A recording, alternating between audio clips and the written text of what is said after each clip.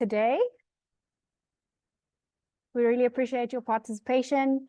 We're about 100 people, 108 people at this point in the room. So it really shows the interest on the topic that we'll be exploring with you today. Yeah, so I just wanted to give a little bit of a background of the webinar and why we're all here together.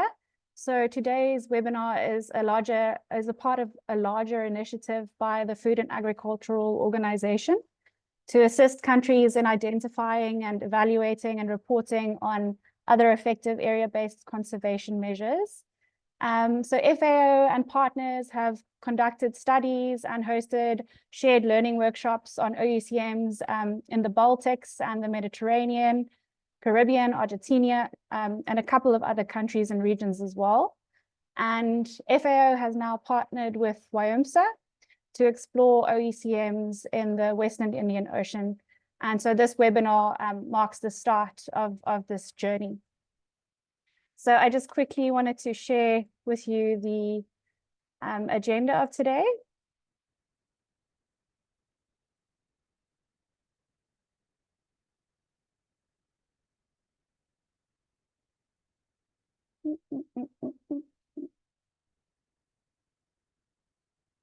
Okay, so today really is a bit more of an overall overview and a general introduction on OECMs. And so we'll start the webinar with an introduction to the concept of other effective area-based conservation measures, which will be presented to us by FAO. And we have a wonderful panel of experts from FAO here today to introduce OECMs to us. And then we're going to do a separate session on contextualizing OECMs in the WIO region. And then we'll have a small break. And then we're going to follow those presentations with a Q&A session, and then we'll explore a way forward.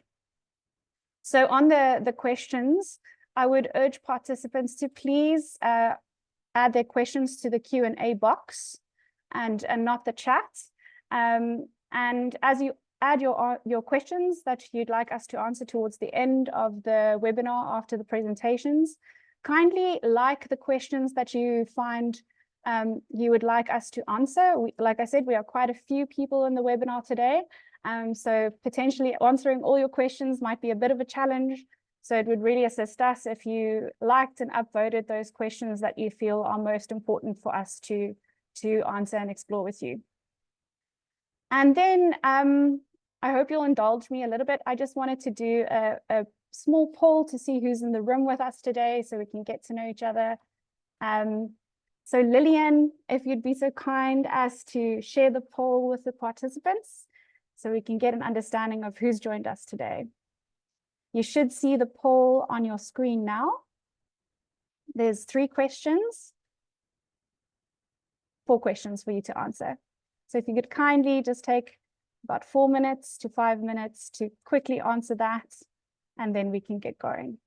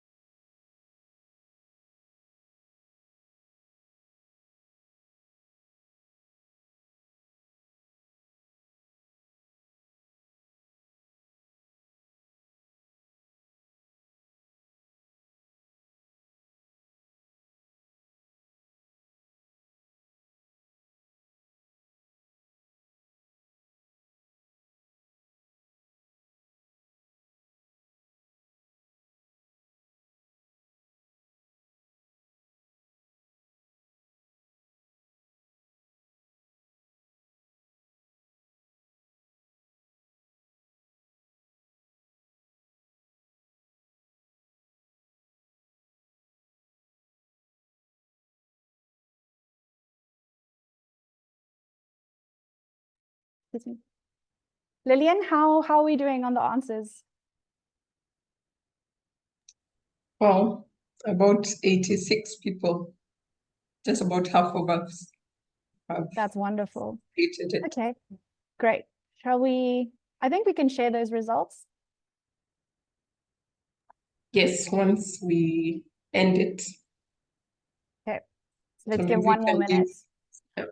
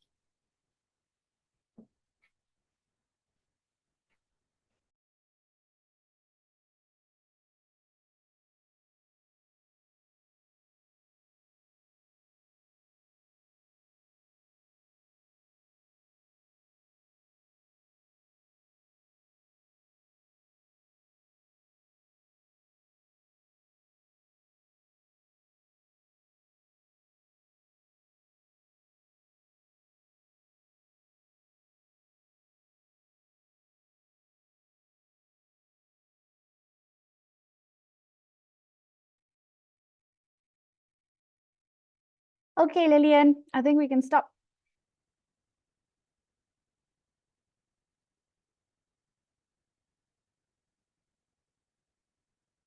Okay, are you able to see the poll results?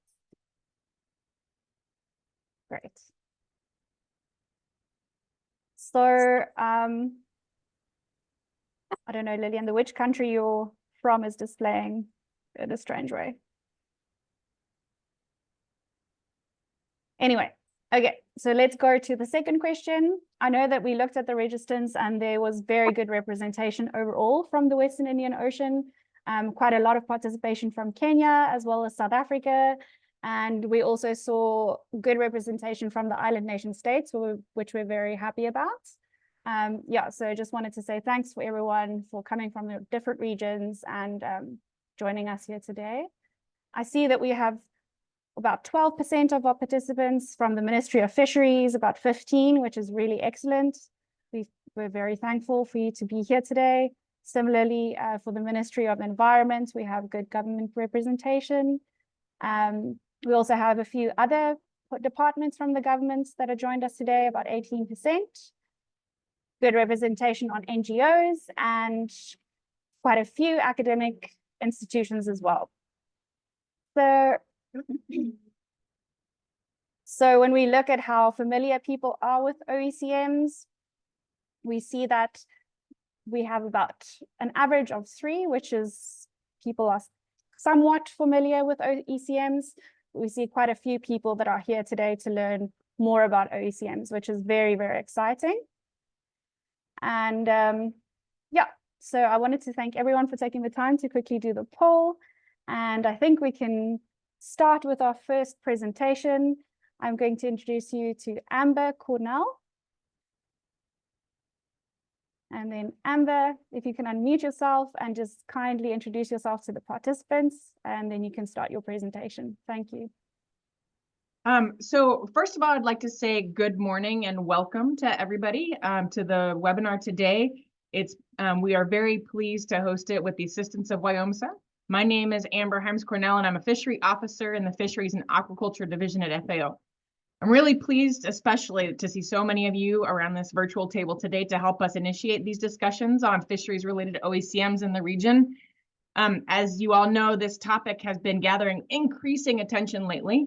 As you know, the term OECM was first used in the text of the Aichi Biodiversity Target 11 of the Convention on Biological Diversity in an effort to recognize that many areas outside national and regional protected area networks also contribute to effective in situ conservation of biodiversity.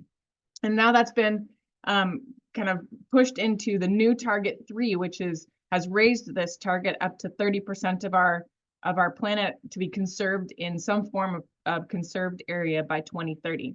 So a lot of what FAO has been doing is to help people and our member countries understand a little bit better what the OECM criteria are and how they can be applied in fishery.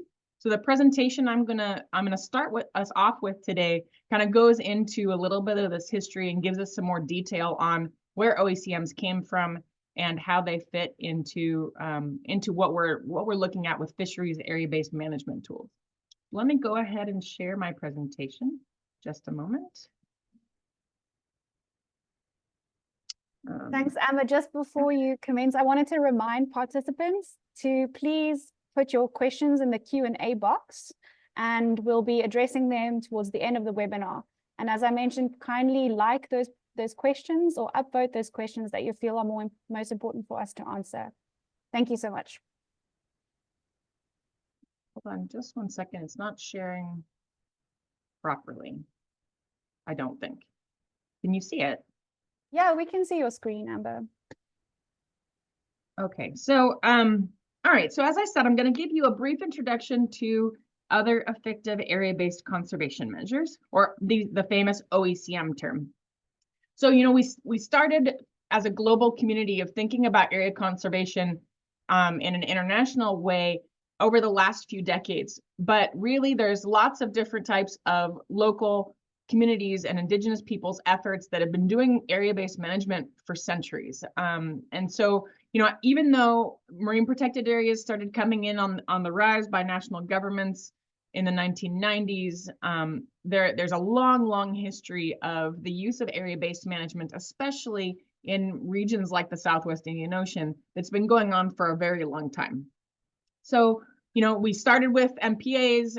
Area-based management came onto the international stage with Aichi Biodiversity Target 11, which was the first area-based target of the Convention on Biological Diversity. It was then picked up in SDG Target 14.5, which also talked about conserving 10% of the oceans by 2020. Actually, no, the SDGs was by 2030. And then it's been now taken up and expanded to 30% in the new Kunming-Montreal Global Biodiversity Framework, which was adopted at the end of 2022. And it's also being talked about in the context of the high seas and the open ocean in the Biodiversity Beyond National Jurisdiction Treaty. That's also a new convention that's being looked at. Oh, sorry. All right, so for those of you who haven't had a chance to really look at Target 3, I just want to put this up on the screen. So Target 3, again, is part of the new targets, the 30 by 30 target that's often being talked about. The key here is, I put here in orange, where the idea is that by 2030, 30% of terrestrial inland water areas and marine and coastal areas are going to be put into some form of effectively conserved and managed area. It talks explicitly about the use of both protected areas and other effective area-based conservation measures, the OECMs. And there's an explicit recognition of the rights of indigenous and traditional territories and indigenous local communities that are explicitly relying on the natural resources around them for their livelihoods and for food security and cultural values. So there's lots of different elements in this target. Many of those elements have also been carried over into what we call COP Decision 14/8. So this was a decision by the Conference of the Parties to the Convention on Biological Diversity. It was adopted in 2018 at the end of that year. And what this decision did is it's kind of like our Bible for OECMs. It tells us what the definition of OECMs is. It welcomed scientific and technical advice on OECMs in some annexes to the decision. It said that all of the scientific and technical advice should be applied in a flexible way and on a case-by-case basis. That part is really important, especially when it comes to non-traditional ways of, or I should say, non-scientific ways of managing our resources. It encouraged parties and invited other governments and relevant organizations to apply the scientific and technical advice on OECMs, and to take into account the fact that there are different options for managing and governing OECMs and different ways of identifying them. It also called for the creation of a new database on OECMs that mirrors the World Database on Protected Areas, so that there would be a global repository for submitting OECMs. It also invited IUCN and the World Conservation and Monitoring Center to create that database. And it asked for IUCN, FAO, and other expert bodies to continue assisting countries in identifying OECMs and implementing the scientific and technical advice. So what's that definition of OECMs that was included in that decision? So here I'll go through it, and the orange terms are the key parts that then carry over into some criteria that were part of that decision for what OECMs should be. So an OECM is supposed to be a geographically defined area other than a protected area, which is governed and managed in ways that achieve positive and sustained long-term outcomes for the in situ conservation of biodiversity, with its associated ecosystem functions and services, and where applicable, cultural, spiritual, socioeconomic, and other locally relevant values. So how does that then translate into the criteria that were included in Decision 14/8? So we have four main criteria. There's criterion A, B, C, and D, which focus on those parts in orange that I highlighted in the definition. So first of all, the area should not be currently recognized as a protected area. There needs to be governance and management. It should be achieving sustained and effective contribution to in situ conservation of biodiversity. Although there is, I'll go into this later as well, but I do want to say that it should either achieve or be expected to achieve biodiversity conservation in the future. And I'll go over more on what that means exactly. And then criterion D focuses on those ecosystem functions and services and the cultural, spiritual, socioeconomic, and locally relevant values. So where are we with reporting so far in the world? Well, we've got about 8.3 of the world's oceans that have been put down into some form of conservation. There's a little over 18,000 marine protected areas, that's in the dark blue here on the map, that have been reported to the World Database on Protected Areas. And there are only 196 OECMs that have been reported. Now, the question is, if you can look here on the map, the vast majority of the OECMs, which are those in orange, are on land. There are not very many of them that are in the water. In Africa itself, there are no marine OECMs that have been reported so far. The only marine OECMs that exist so far are in Canada. There's a couple of them in Colombia, and then the Philippines have reported some. But otherwise, everything's been on land. So this is still very new territory for countries. And we're hoping that over the next year or two, that many more countries will start reporting so that we can get a good idea of examples of case studies that we can look at to say, here are some good examples of what OECMs in the marine environment are. So what we want to do is help encourage you to take advantage of the opportunity that OECMs provide.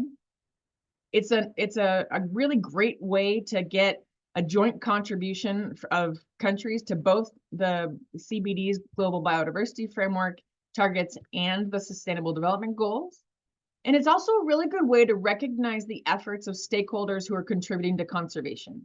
And when I say stakeholders, that could be people in the fisheries sector, that can be local communities, indigenous peoples' efforts through locally marine managed areas or territorial use rights.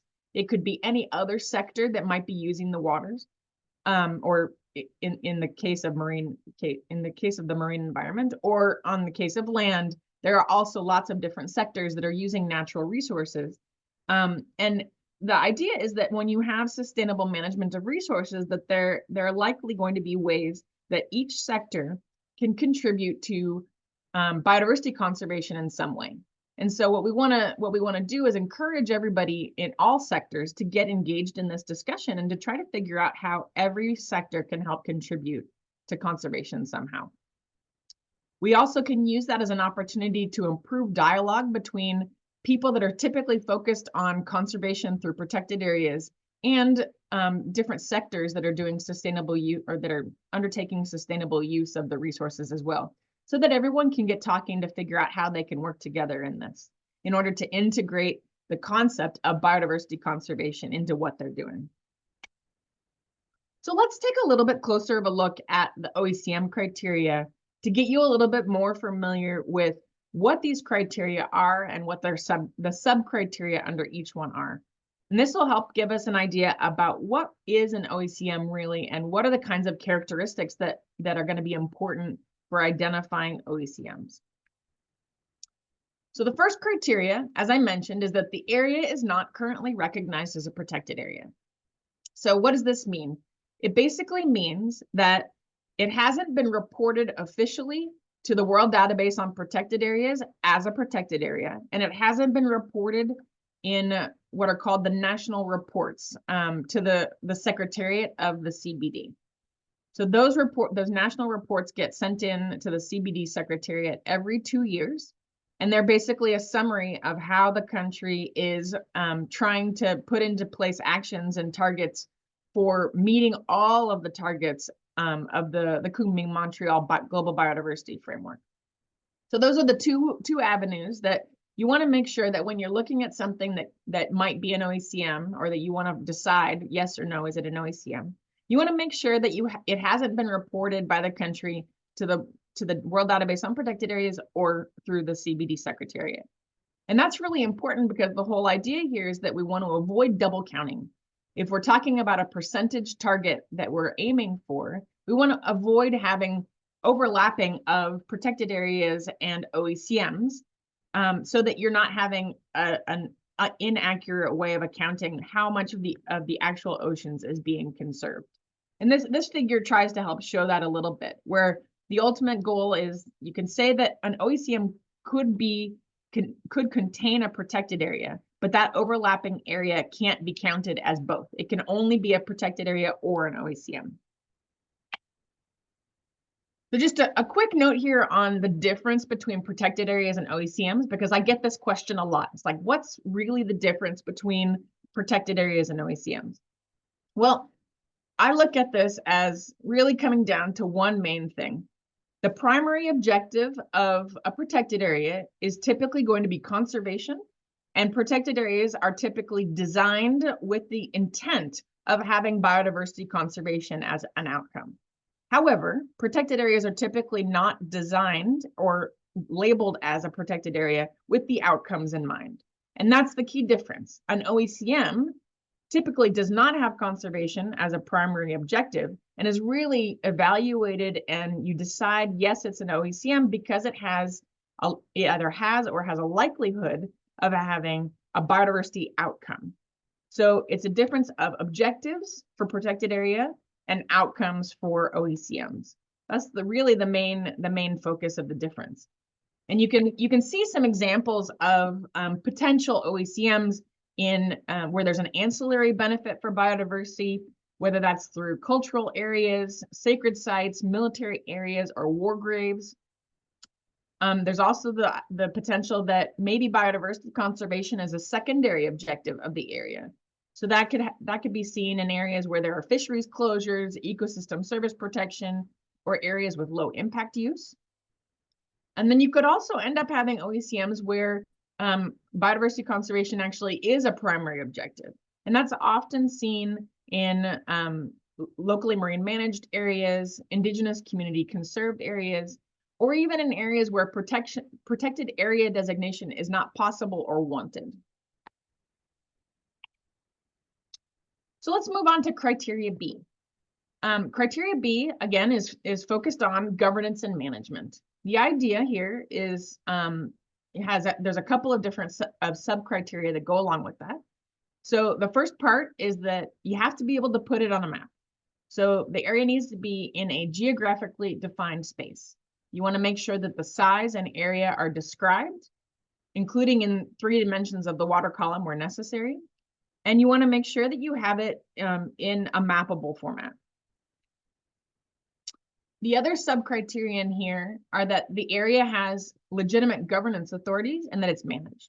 So when it comes to governance, governance means that you have a legitimate authority who has a responsibility for managing the area, and that they have an ability to achieve biodiversity conservation outcomes with the management and governance that they're doing.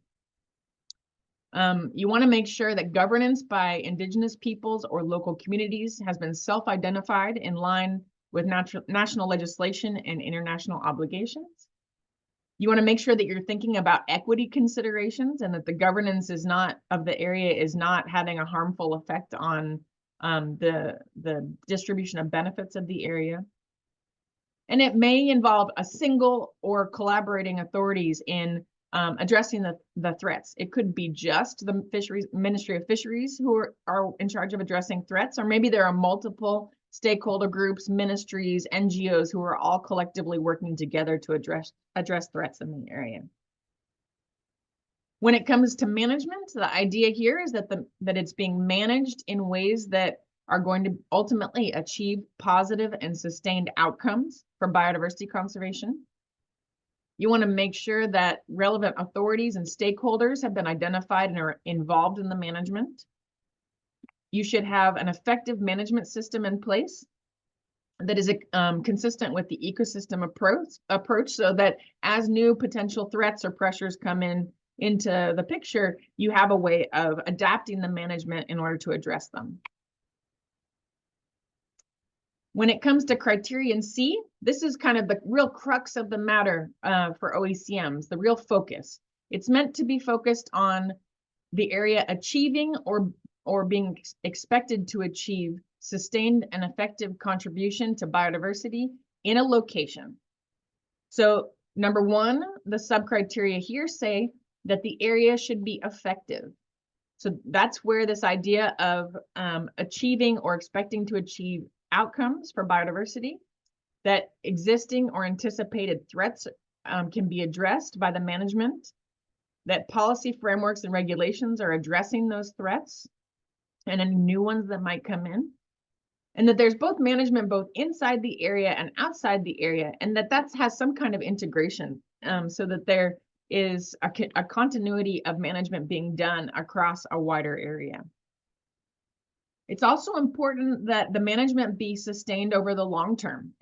So you want to make sure that OECMs are not something that are only going to be in place for a couple of years or 5 years, but that the intent really is to have positive effect on biodiversity over the longer term. And there's a lot of debate about what long term means, and that's something that we can all discuss as well in the question and answer session, because I think it's all going to depend on what whoever is doing the evaluation for an OECM, what long-term means in the context of the area being managed and looked at. We also want to make sure that the governance is being sustained over the long term as well, and that those outcomes that we're expecting for biodiversity are going to be happening over the long term. The other two key parts about criterion C are that we have in situ conservation of biodiversity.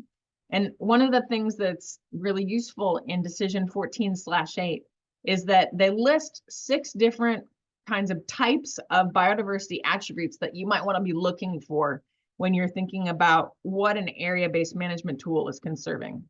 So the things that are noted in the decision are rare, threatened, or endangered species and ecosystems, natural ecosystems, which are underrepresented in protected area networks, areas that have a high level of ecological integrity or intactness, significant populations of range-restricted species or ecosystems, important species aggregations such as spawning, breeding, or feeding areas, and important sites for ecological connectivity that can be a part of a network of sites in a landscape or seascape. And that could be a network of lots of different types of area-based management tools, from protected areas to fish closures to particularly sensitive sea areas in terms of shipping lanes or military activities, things like that. The last part of criterion C focuses in on information and monitoring. So this basically tells us that we should have general data or knowledge about the area and the boundaries. We want to know what the objectives of management are. We want to know what the biodiversity attributes in the area are, what kinds of cultural and spiritual values there might be, what the effectiveness of governance is, and whether or not equity issues have been documented and addressed. There's also mention in the decision about the benefits of having a monitoring system in place to look at effectiveness of the management and equity issues. So if we think about this concept of positive and sustained long-term outcomes, if we just want to look at those keywords, positive is really focused in on the area being expected to provide good benefits for biodiversity in that location. So we want to make sure that the biodiversity is either being maintained and the threats are being minimized, or that maybe populations are increasing or ecosystem health is increasing. But we want there to be a positive outcome. We also want that to be sustained over time. So we want there to be continuous governance and management of the system. Again, we want it to be long-term. And then we've got the 6 different types of biodiversity that the decision on OECMs has mentioned for us, that we can focus in on and say, okay, in this area, I'm evaluating which kinds of biodiversity values and attributes do I have. So for the last criterion, the one on ecosystem functions and services and values, the first part has to do with those services and functions, where we want the area-based management tool to be supporting ecosystem services and functions that are especially important to Indigenous peoples and local communities. We want to account for interactions and trade-offs to make sure that there are positive biodiversity outcomes and equity issues that have been taken care of. And then we want to protect some ecosystem functions and services and make sure that they're not impacting overall biological diversity in the area. When it comes to cultural, spiritual, socioeconomic, and other locally relevant values, the idea here is that management should not be negatively affecting them. And then also we're working together to collectively uphold knowledge, practices, and institutions that are both supporting local communities and helping to conserve biodiversity. So now that we've gone over the criteria, I want to just review really quickly some of the work that FAO has been doing. You know, in addition to having webinars and workshops like we're doing in your region, and we've done in many other regions, we've also been working on written guidance that we can provide for people to help guide you through an OECM evaluation process and help you learn about how to think about OECMs. So this came from this recognition that, at least in fisheries in particular, area-based fisheries management really does have a lot of the OECM characteristics that were documented in decisions 14/8. And so because of that, immediately, it kind of became clear to us that there's a high potential of a lot of fisheries area-based management tools that could be recognized as OECMs if we put in some effort to try to evaluate them. So our goal has really been focused as FAO on an international level is to help countries and communities and NGOs and others that are interested in helping kind of find OECMs and document them. We want to make sure that we can share early experiences of applying the criteria. We want to be able to set some guidance on how to interpret the criteria in a flexible way. We want to demystify the OECM concept because, you know, for one, I think we can all agree that the acronym OECM isn't a great one, and a lot of people have problems with it. And so we want to help kind of break it down and make it a little bit easier of a concept to understand. We want to encourage fisheries managers to look at what they're already doing in marine capture fisheries management that could be contributing to biodiversity conservation already. We want to catalyze the planning of new or amended fisheries management measures that could ultimately be recognized as OECMs in the future. And then, as I said, provide guidance on getting started in this process. So that's where this handbook on marine fisheries OECMs comes in. I have the website here and QR code. Deidre, perhaps you could, if there's a way of sharing it as well in the chat so people can copy it there. That would be great. The idea of this handbook is it has two parts to it, really. The first part describes what fisheries OECMs are conceptually, and then discusses the benefits of identifying and reporting fisheries OECMs. And then the second part outlines a process to identify, evaluate, and report area-based fisheries management measures as OECMs. And that's really the focus of all of this, is to walk you through step by step what kinds of questions you should be asking yourself when looking at any given area-based fisheries management measure. So when we talk about fisheries OECMs, we're really talking about, in line with the OECM definition, we're talking about established spatially defined management and/or conservation measures that are not protected areas, but which produce positive long-term and in situ biodiversity outcomes in addition to the intended fishery outcomes. So that means that we can have fisheries outcomes and we can have sustainable use, but that in addition to that, we want to find management measures that are also having a positive benefit for biodiversity. So, there's lots of different kinds of area-based fisheries management measures that exist. They are not all the same. So, one LMMA in one area of the world is not going to be the same as an LMMA in another area of the world. Same thing with fisheries closures and gear bans. It all depends on the context and exactly what regulations are in place.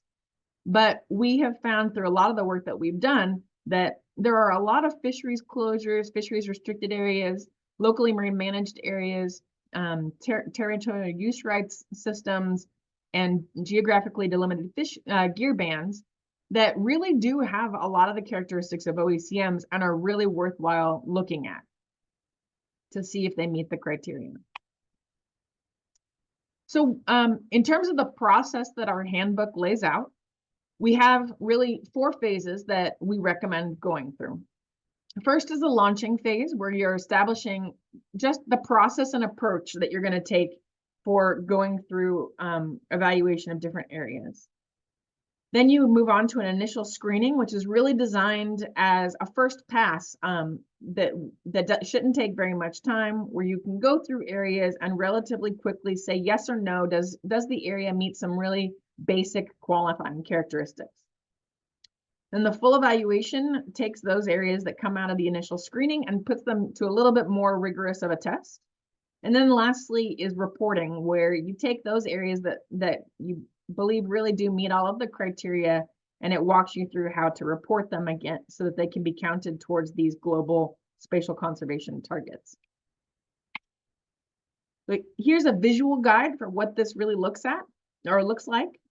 Again, we start with launching, then we move through a variety of steps in the initial screening that focuses in on, the sites not being reported as a protected area, that the site and measures are clearly bounded, it's actively managed with clear governance, it supports important biodiversity attributes, and has management measures that can address threats. And again, that's meant to be a relatively quick thing.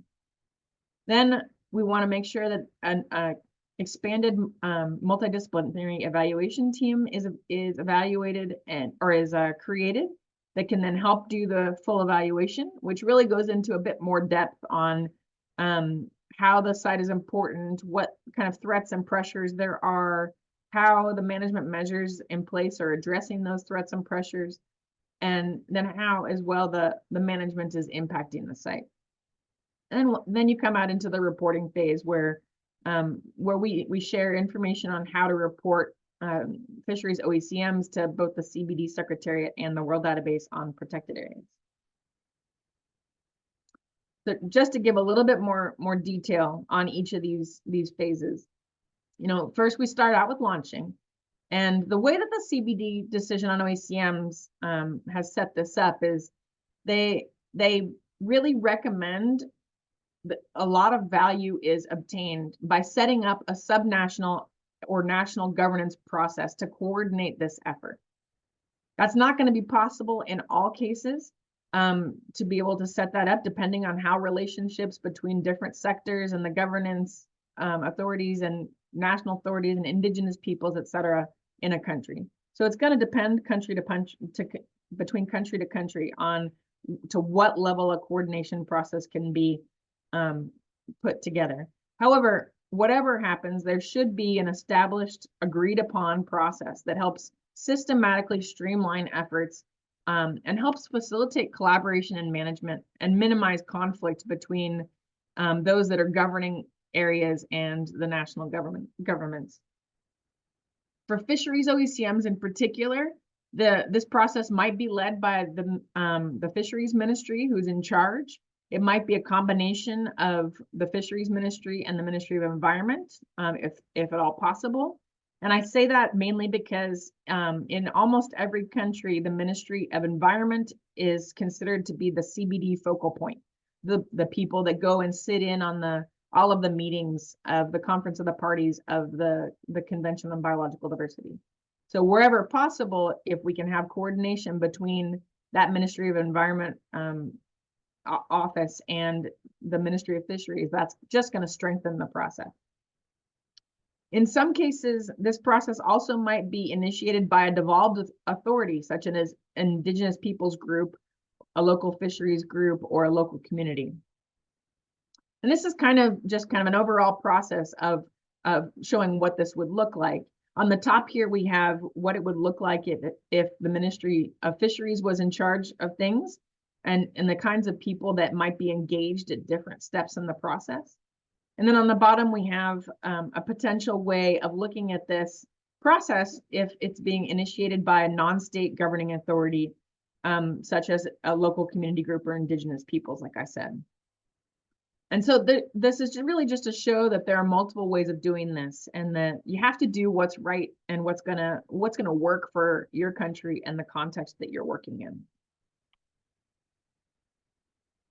So ultimately, I think one thing that I really want to get across is that no matter what, there should be appropriate consultation across the board in all of the steps, whether it's establishing whatever process you're going to undertake to do an OECM evaluation, or whether it comes to initial screening or full evaluation or reporting. There should always be consultation with relevant governance authorities, rights owners, Indigenous peoples and local communities, stakeholders, and the public.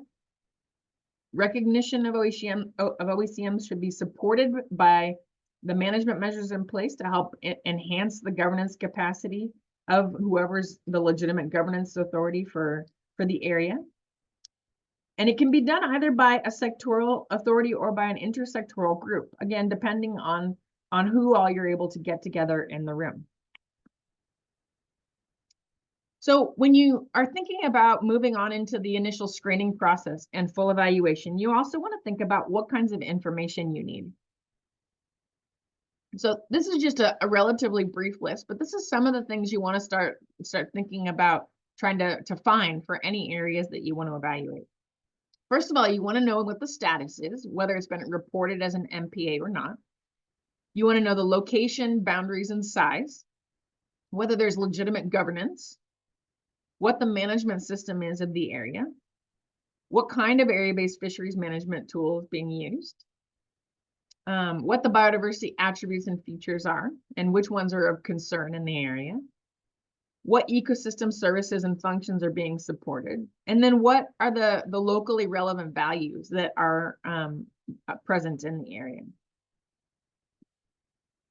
So once you've started getting all that information together, you can start thinking about an initial screening and whether or not the area-based management tools that you're looking at meet some certain basic characteristics.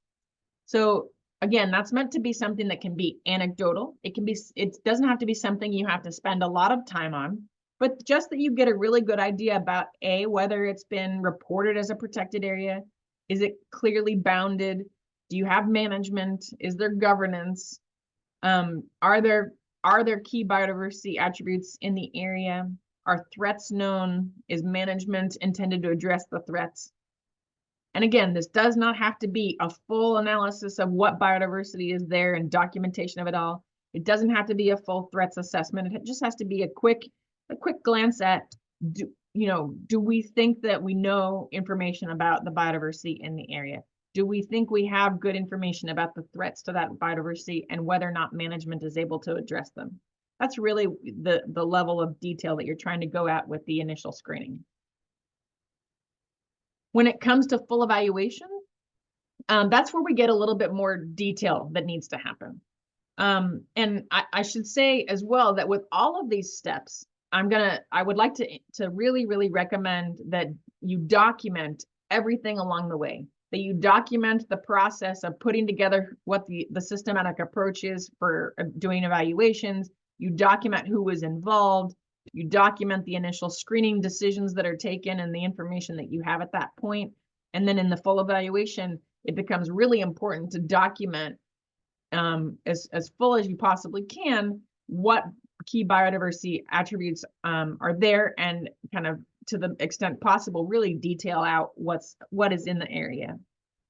Similarly, you want to really kind of document what the pressures and threats to the biodiversity are, how fisheries management is addressing the threats, and then whether or not the threats are coming from outside of fisheries. So it could be you might have a fisheries management area that is being managed very, very well, but maybe some threats are coming from the oil and gas industry, or from shipping or tourism, or some other kind of some other sector. And so if that's the case, you also want to try to get some information on whether or not other sectors are putting in management that's also helping mitigate those threats to the biodiversity in the area. Then once you've looked at that, the next part of this is to think about whether or not there's a net positive effect of management on biodiversity. If you take into account all of the negatives and all of the threats and all of the positive impacts to biodiversity, whether or not there is a positive effect overall. And then also you want to think about that long-term factor, whether or not the positive benefit to biodiversity is expected to keep kind of supporting biodiversity over the long term. And then the last part of this is looking at those ecosystem services and functions, and whether or not those cultural values that are present in the area are being maintained. Then once you've gone through that whole process, if you've decided that your area really does meet all of the criteria, you've got everything more or less addressed and documented, then you can put that through towards the reporting stage of things.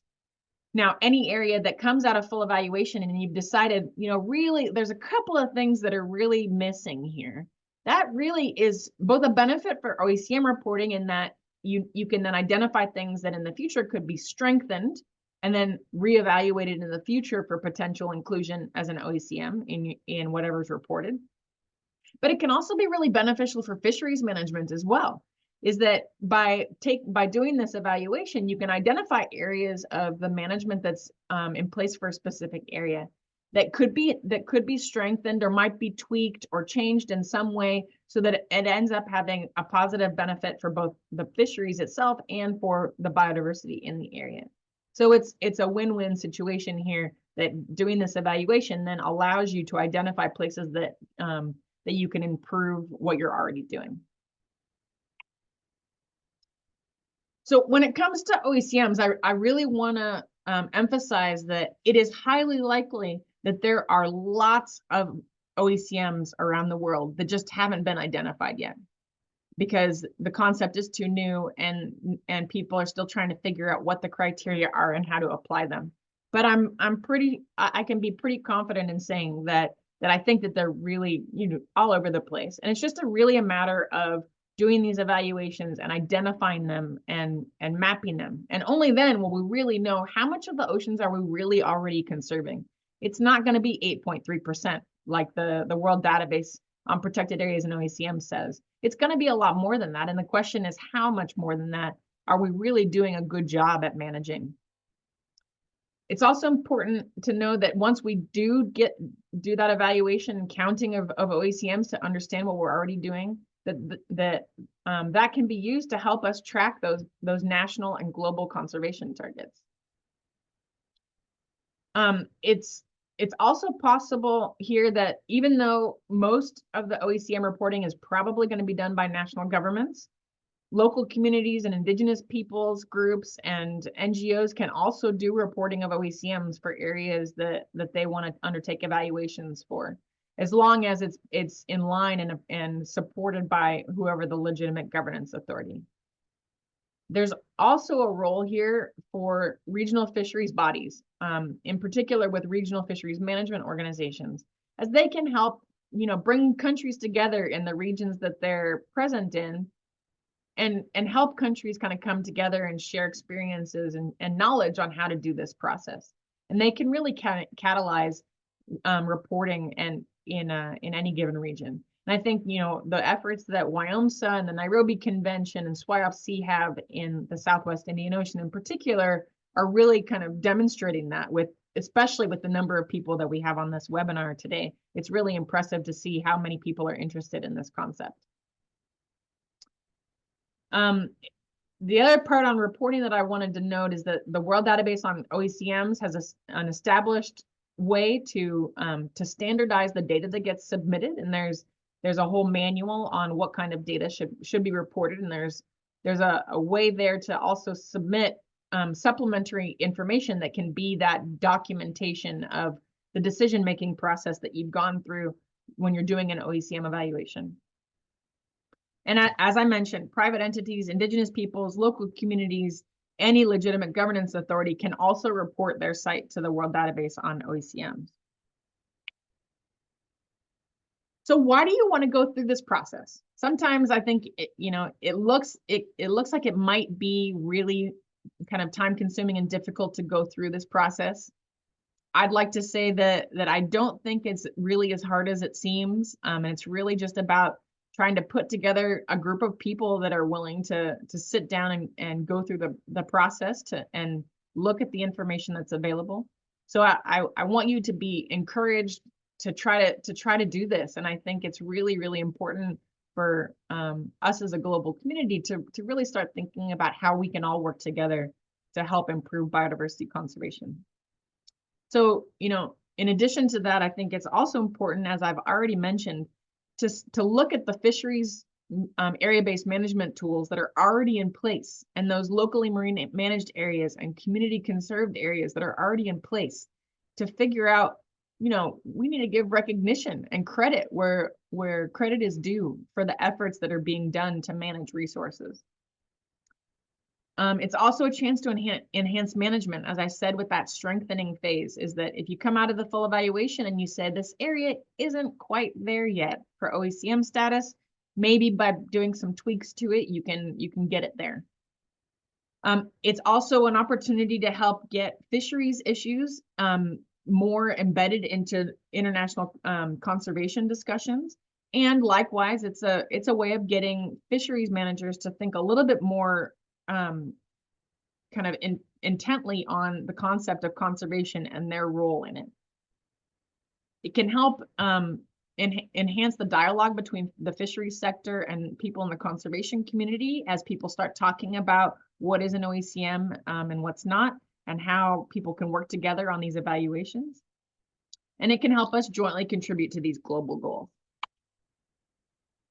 So just to kind of wrap up here, this is an overview of the process. So again, we start with that launching process where you're outlining a clear process and approach, establishing oversight of the process, coordinating information gathering, identifying, engaging, and involving relevant actors, and obtaining consent from rights holders.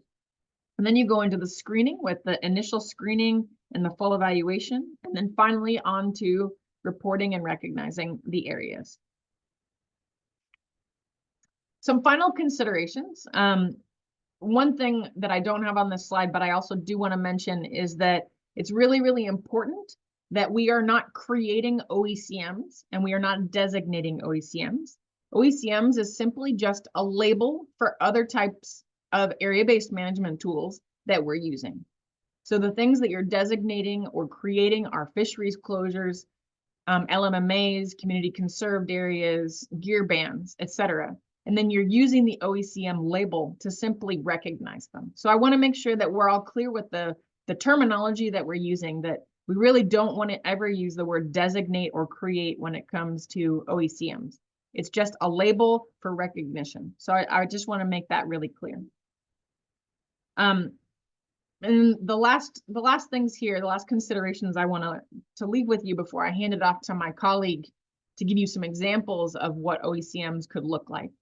That in terms of process, I think that it's really important to ensure coherence of the evaluation process and to coordinate sectors and different types of stakeholders to have these discussions together about what is an OECM.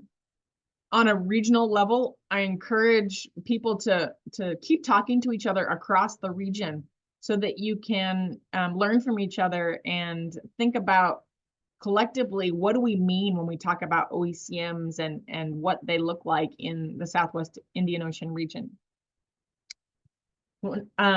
I also want to remind everyone that when it comes down to it, even though there's lots of documents out there, guidance, peer-reviewed papers, reports, et cetera, that are out there on OECMs, that ultimately, when you ever have a doubt, you should always refer back to decision 14/8. That's really the key place that we all need to look back to and refer back to when it comes to thinking about how to interpret what an OECM is and what the criteria really mean. I'd also encourage you to interpret the criteria together with the guiding principles that are in this decision. There is a lot of text in the decision that gives some good guidance on how to think about applying these criteria and involving Indigenous peoples and local communities in different types of knowledge and governance systems in this process. It's also important to know that the suggested types of information that I provided a few slides ago that you should try to think about collecting about an area, and those that are listed in the decision itself are not exhaustive, and they are not eliminatory. And so it's important to know that there are lots of different types of knowledge and information and data that could be used as evidence to support an idea of whether or not something is an OECM. And then lastly, the needs. What do we all need to have when we're thinking about doing an OECM evaluation? First is that we really want to involve multiple disciplines in thinking through this. We want to use the best available science and as much local and traditional knowledge as we can. It's important to agree at the beginning on thresholds and be willing to be flexible on interpreting everything. We want to make sure that we maintain intersectoral dialogue so that everybody is on the same page with what's going on with OECMs and how they're being evaluated. And then I'd also encourage you to have an equal burden of proof for both OECMs and MPAs so that we start switching around our thoughts on MPAs and really start looking at the outcomes of them and what they're actually doing. So that's all I have. I'm gonna leave it there and I'll stop sharing and we'll turn it back over to Deidre. Thank you very much, Amber. That was a very detailed overview of OECMs, and you've definitely prompted a lot of discussion already. I wanted to thank the participants for their questions and using the upvoting method so we can address those that are most important. So next, I'm going to hand over to Juan from FAO, and he's going to be showing us some examples of OECMs.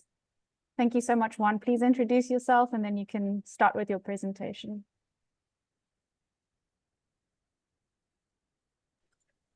Thank you, Rita. Can you see? Yes, we can see. Excellent. Thank you very much. Good morning, everyone. My name is Juan Francisco Lechuga Sanchez. I work with Amber on this particular work line on OECMs in fisheries, and I wanted to introduce with my presentation what we know right now about OECMs that have been recognized in the marine environment and in particular in fisheries, and different examples also of potential fisheries OECMs, in particular from the workshops that we have been holding, and also other potential OECMs from other sectors. So the first question given this presentation, and also is a question that many people do themselves, is do fisheries OECMs exist? And the answer is yes.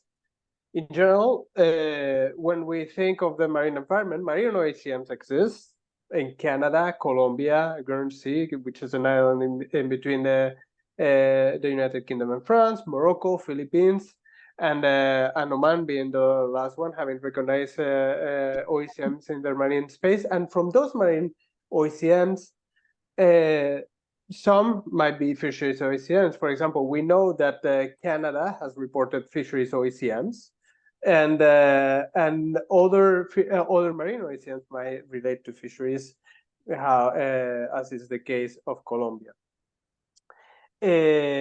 Also, we know, after having done several workshops and also having published studies ourselves, that many area-based fisheries management measures may already be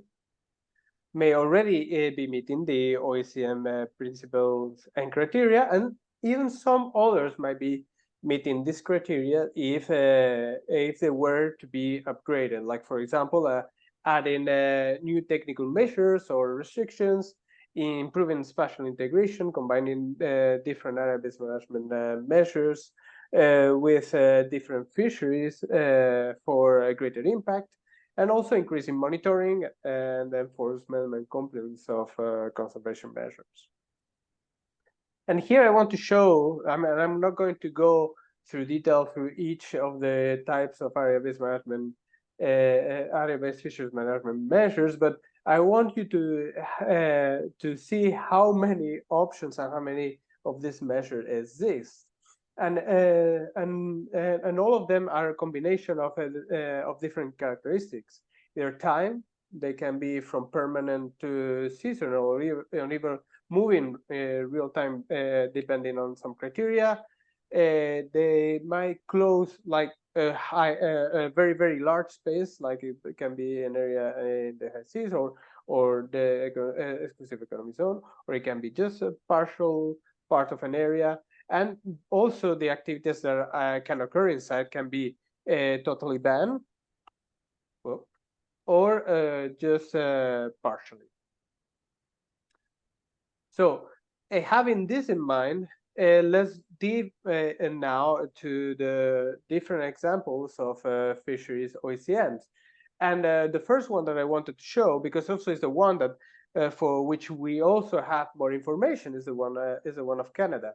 Canada, before the definition of OECM and the criteria were agreed in decision 14/8, developed themselves a national guidance or supporting tool to identify area OECMs in their coastal and marine spaces. This particular guidance, it helps identifying geographic location, duration and implement of the measure, size of the managed area, location, conservation objectives, habitat heterogeneity, adjacent management practices, full versus partial protection, and also connectivity in between measures. So Canada, what they did like a comprehensive assessment of their whole EEZ, and they did OECM evaluation of 1,000 closures, of which only 51 met the criteria, which represented like close to 5% of the marine territory. This shows how also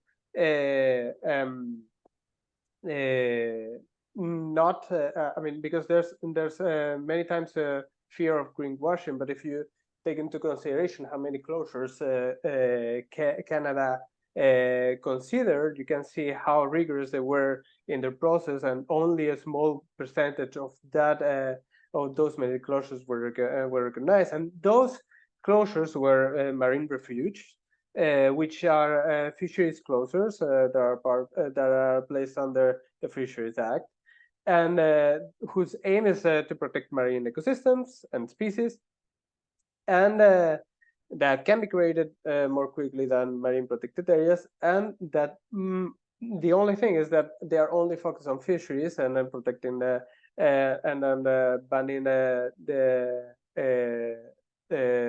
bottom contact gear. Sorry.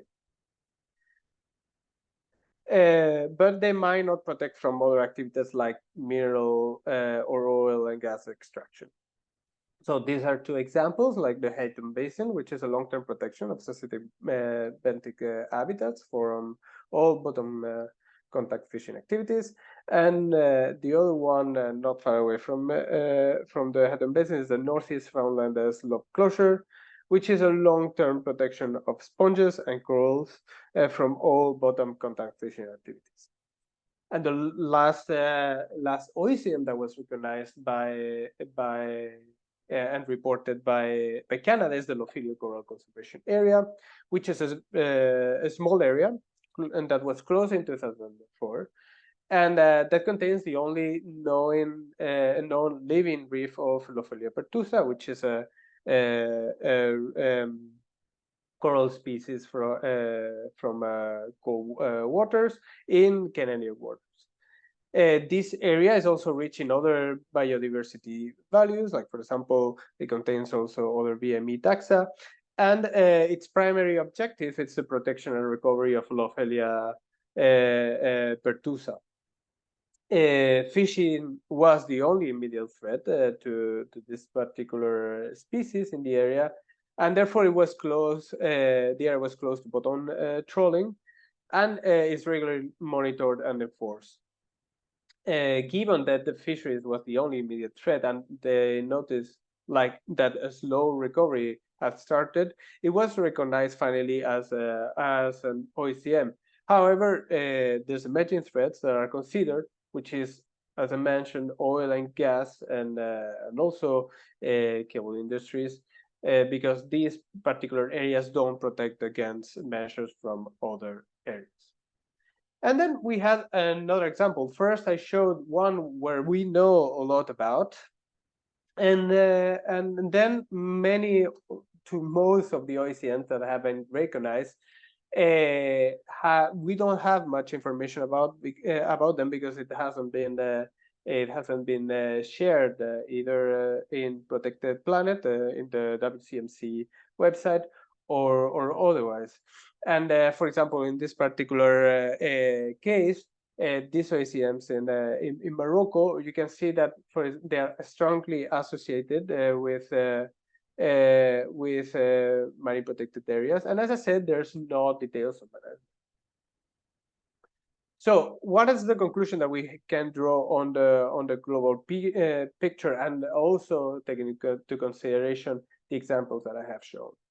Well, the process is just starting. I mean, not that many countries have reported OECMs, and in general, they have been using a comprehensive approach where they have been covering the entire territory.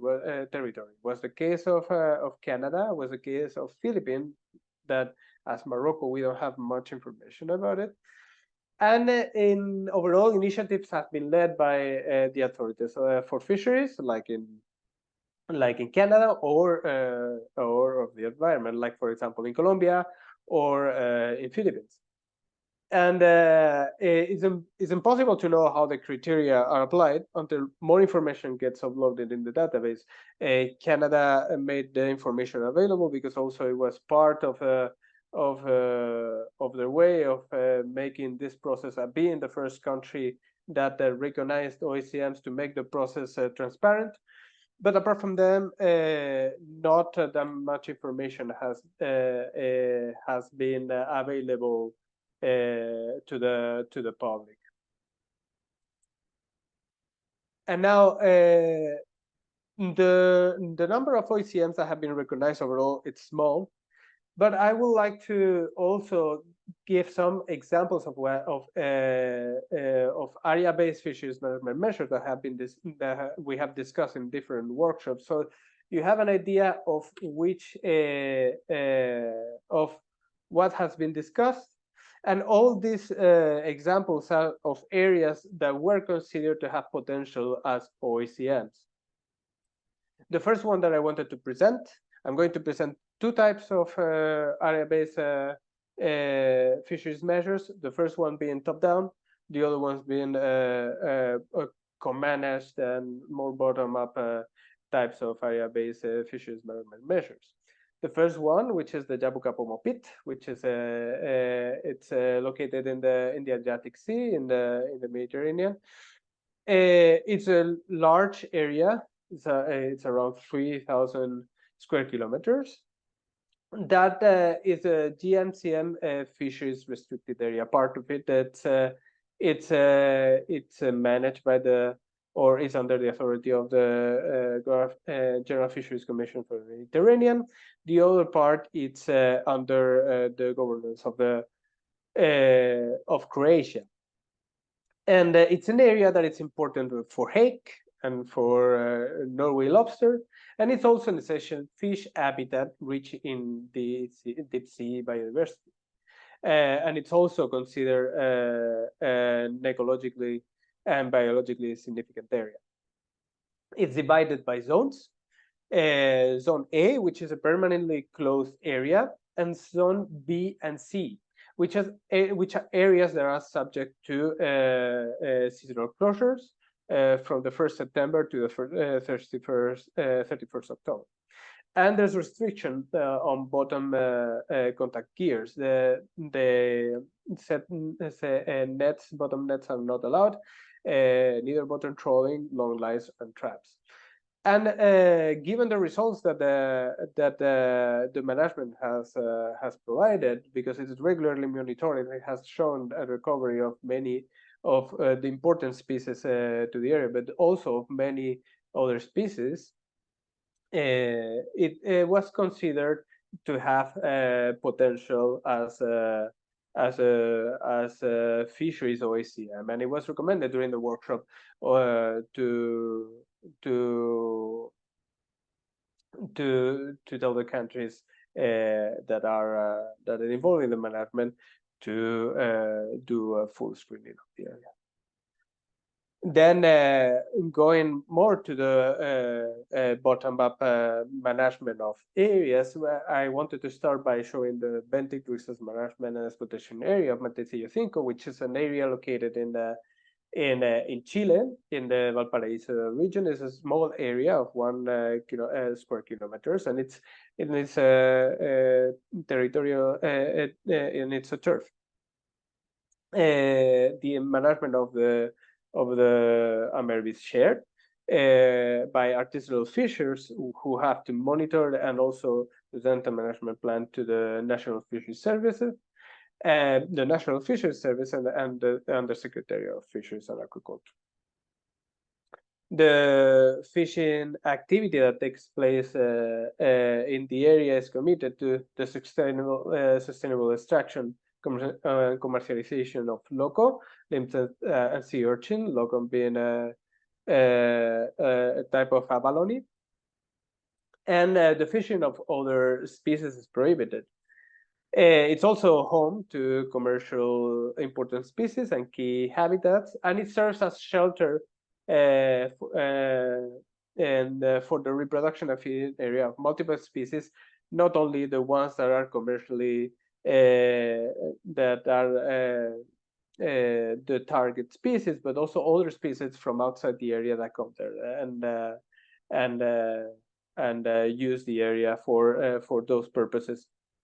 And this area in particular, given the sustainable, like the good state of the main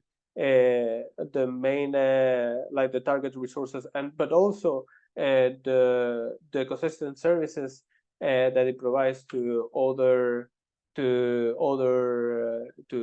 species and also to coastal communities, plus the biodiversity, the positive biodiversity outcomes that have been observed, made the participants consider this as a good example of what a potential OECM could be.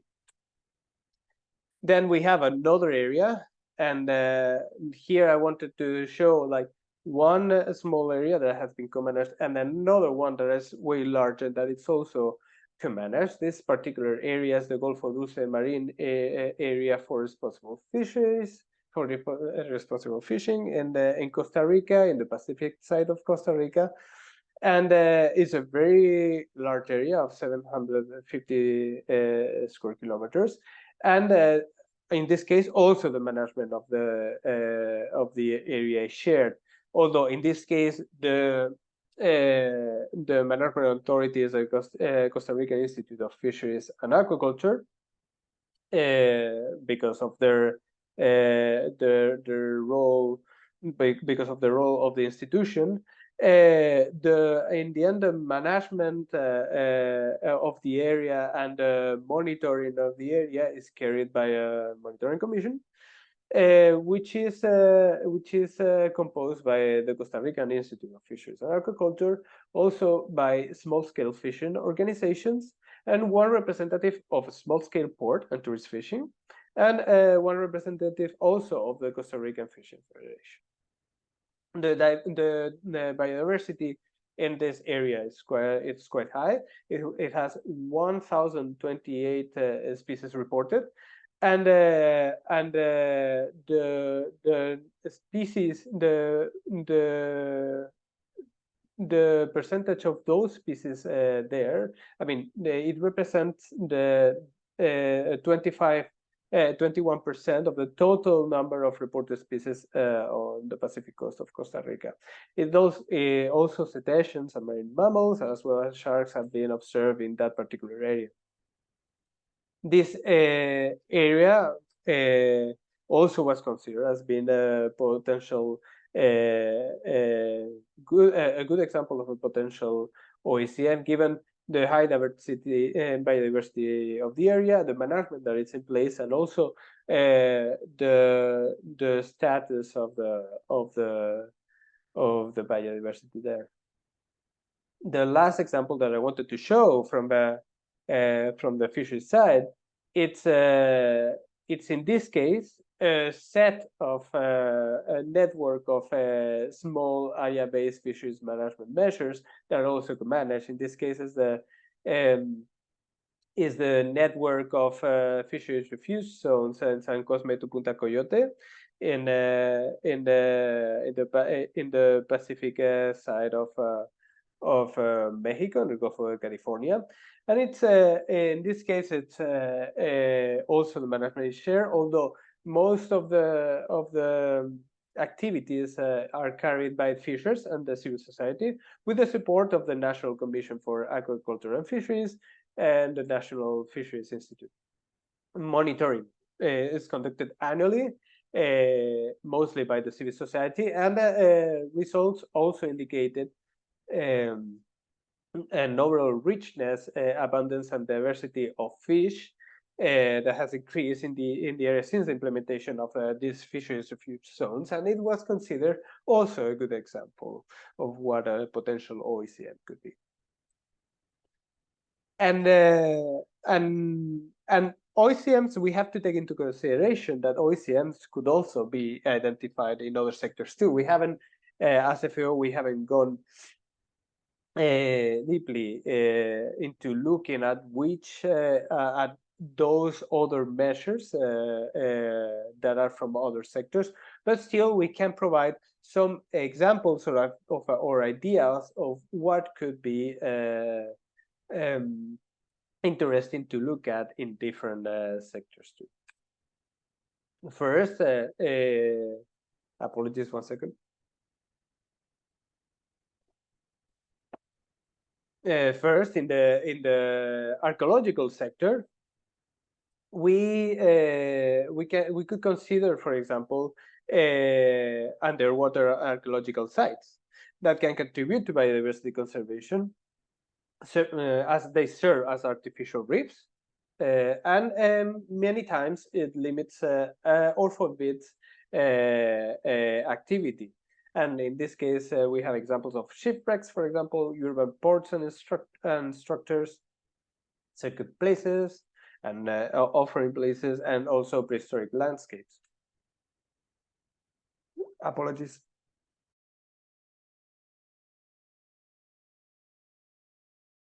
Apologies, I have a cold, so apologies for that. Then in the transport sector, one particular measure that could be interesting to explore is the particularly sensitive sea areas, which are areas that need special protection through action by the International Maritime Organization, because of its significance for recognized ecological, socioeconomic, or scientific attributes, where such attributes may be vulnerable to damage by international shipping activities. So as the definition says, is designated by the IMO to manage impacts of shipping on marine environment, and in many cases viewed as a marine protected area equivalent.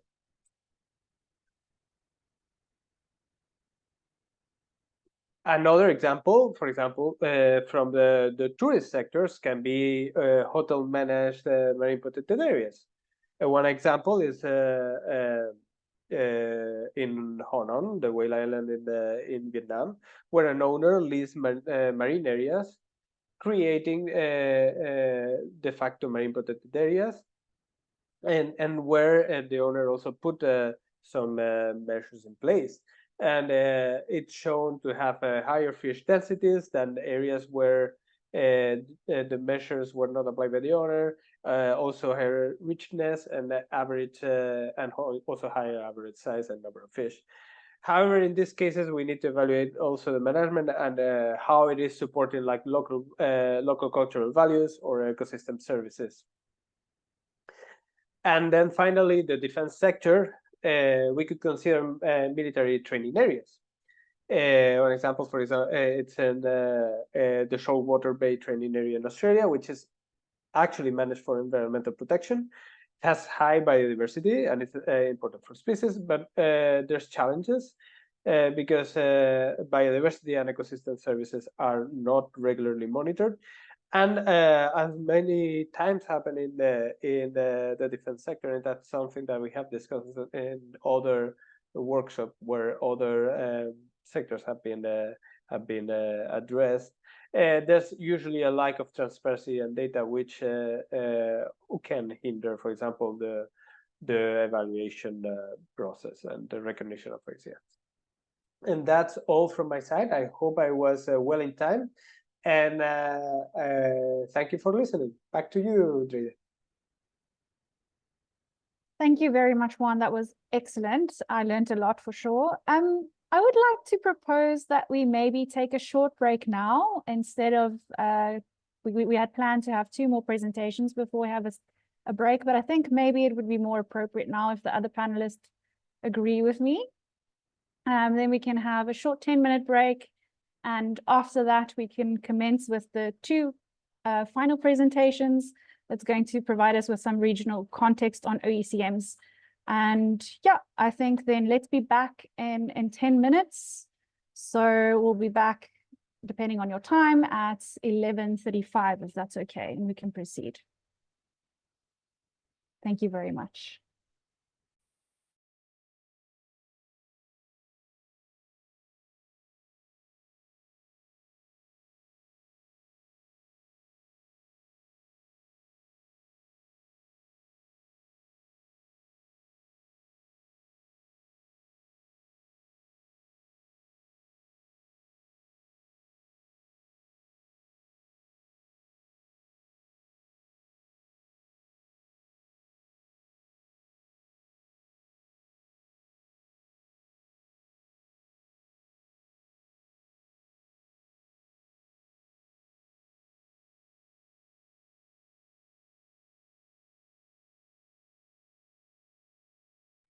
And so there we go. Right, so the second session is going to be focusing on providing more of a regional overview of OECMs in the Western Indian Ocean. And we're joined here by Jim Anderson, who's been conducting some case studies for us across the WIO on area-based management measures. So yeah, Jim, please introduce yourself and kindly start your presentation. Thank you.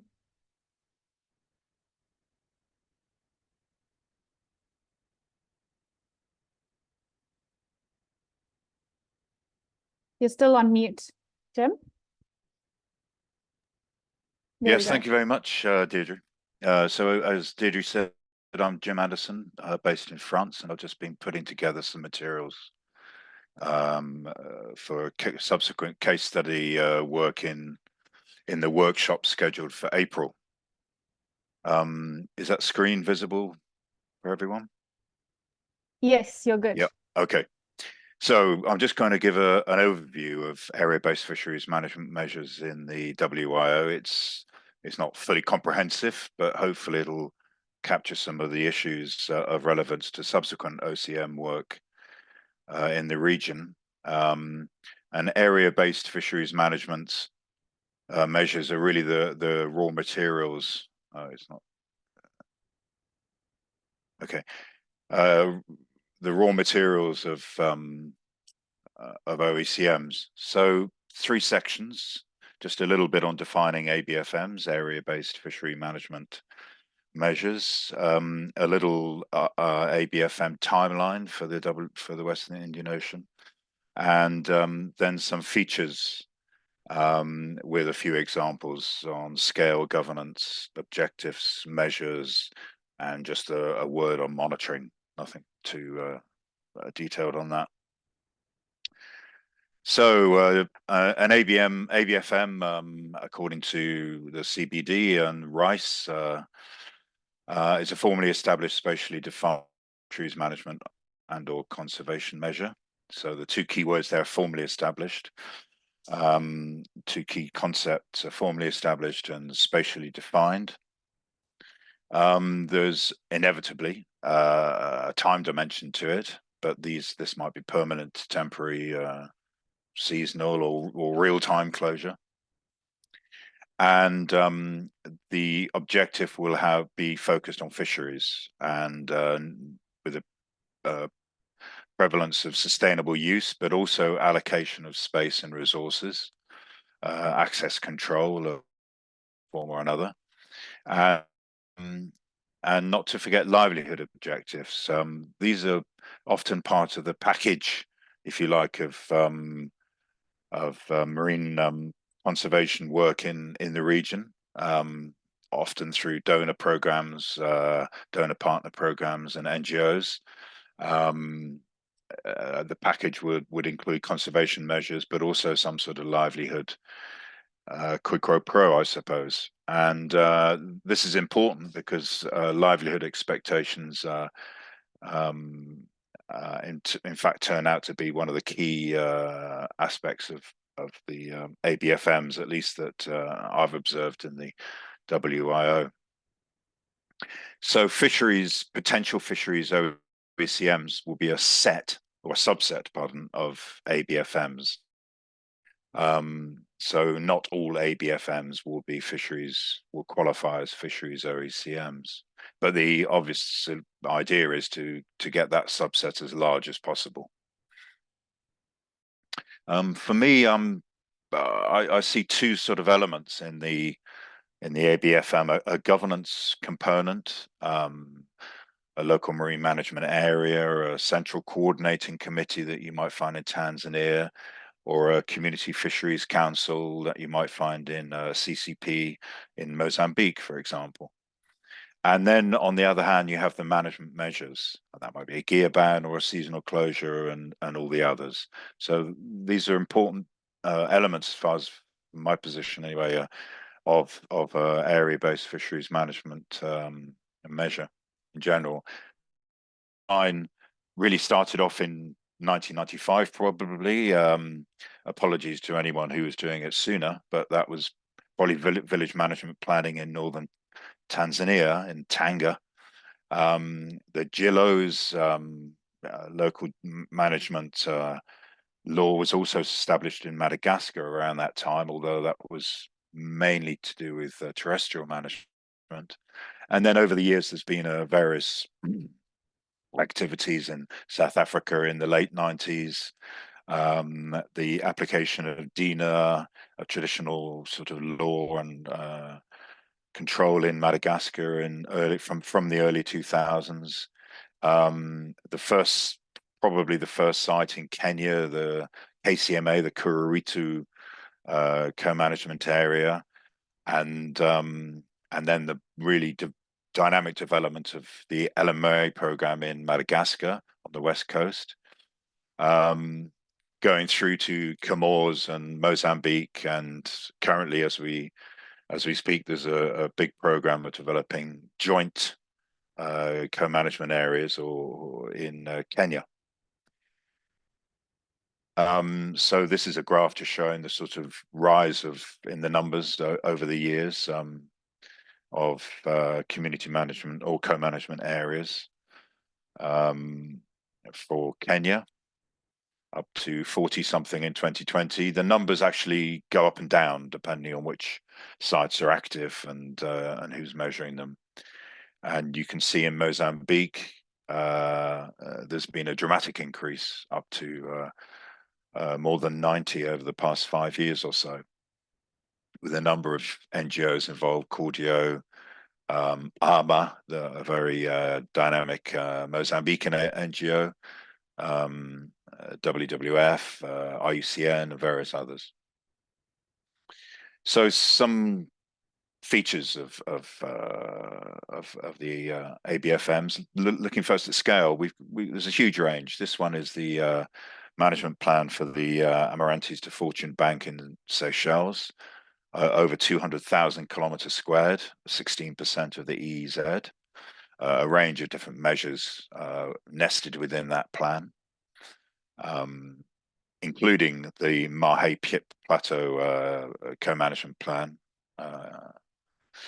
Looking at more medium scale, there's you can see circled in red the Boma Mahandikani Mahanda Kini site in northern Tanzania bordering Kenya. That's about 100 square kilometers, and that's one of the first ones developed in the late 90s, early 2000s, at the tail end of the Tanga program, Tanga Coastal Zone program. And you can see along the coast there are a number of other sites, smaller, larger, and I think there are only 20 or 30 collaborative fisheries management areas in Tanzania, but they're all substantial, and they all involve coalescence of villages coming together from BMUs to join together to try and manage these larger areas. And then there's a very small site, a number of very small sites. This one's in the Fimiharita LMMA down in southwest Madagascar. And so there are two kind of zones you can see on the image there, divided by a black line, two blue zones, one mainly terrestrial, one mainly marine. Anyway, the joint area of that is 3.4 square kilometers, more or less. And within that, there's a 21 hectare octopus no-take zone. So that's one of the smaller ABFMs that you'd find. Obviously, size matters because fish move around. They have home ranges depending on their size and their sort of behavioral ecology. So you can see on the left of this figure, you have ranges down to 0.1, 0.5 of linear distance along the coast, ranging up to thousands of kilometers. And by comparison, my screen is blocked by, okay. There are the linear distance of some of the closures in the Western Indian Ocean are relatively modest. Kuritu is about 1 kilometer. Ngoma is probably 1 kilometer, and Fimiharita, the actual closure, is only something like 1/4 of a kilometer. So that begs the question of how much biodiversity conservation can take place in relatively small closures, notwithstanding any other measures that might be taken at a larger scale. Just to reiterate that, Ray Holborn observed in 2018 something that everyone will understand. It's common sense, really. The size of reserve must be tuned to the adult and larval movement of the resident species. It's just something to bear in mind. Moving on to governance. Generally speaking, customary marine tenure, as it used to be called anyway, in the Pacific Ocean, is not really a characteristic of the Western Indian Ocean, as far as I'm aware. It's a very strong facet of fisheries and marine space management in Melanesia, where I was lucky enough to work in the 1990s in Vanuatu and Fiji. And that really changes the dynamic of governance and community participation and so forth, because in some way you're building institutions from scratch. but it's also possible that the apparent lack of significant marine tenure in the region may be the result of displacement of communities from slave raiding and colonialism in the 18th and 19th century. And I did once come across a bit of work by Professor Chami from University of Dar es Salaam, and he sort of mapped out these territories of villages living on the Rufiji River. Many of these villages don't exist anymore because they were grouped together under the Ujamaa political system of independent Tanzania, but apparently they had some sort of territory themselves, and there are arrangements in many countries allowing for movement of fishers along the coast, often subject to local permissions. You see that with the Kojani people from northern Pemba. I also came across, I'm not exactly sure what it means, but some sort of figure in a dissertation from on Moheli Island, where the student referred to this figure talking about merwa, so in a sense like a territory, but extending from the coast to the sea for each village, and you can see the villages marked with the stars. I haven't found any more information on that, but that was quite interesting, I thought. So overall, there have been many approaches to the governance of ABFMs in the region. And you can see I've just put a few examples there, and from Comores, which is relatively new to the game. You have the national, but obviously you have semi-autonomous or indeed autonomous island states, as it were, within the Comores group. So you have national island, and then regional directorates for marine resources, research groups, village fisher associations, plus the NGOs. Dahari, for example, very, very active in Comores and possibly a good candidate for the workshop. Tanzania, you have national district, BMUs, the grouping of BMUs into the larger collaborative fishery management areas, involving a new committee, the Central Coordinating Committee, which sounds a bit Stalinist, but I'm sure does a good job. And then NGO is also a key factor. And in Mozambique, similar different groups of committees and participation of districts and research groups and so forth. Looking more small scale, down at an individual side. So this is from the management plan for Fimhirita down in southwest Madagascar.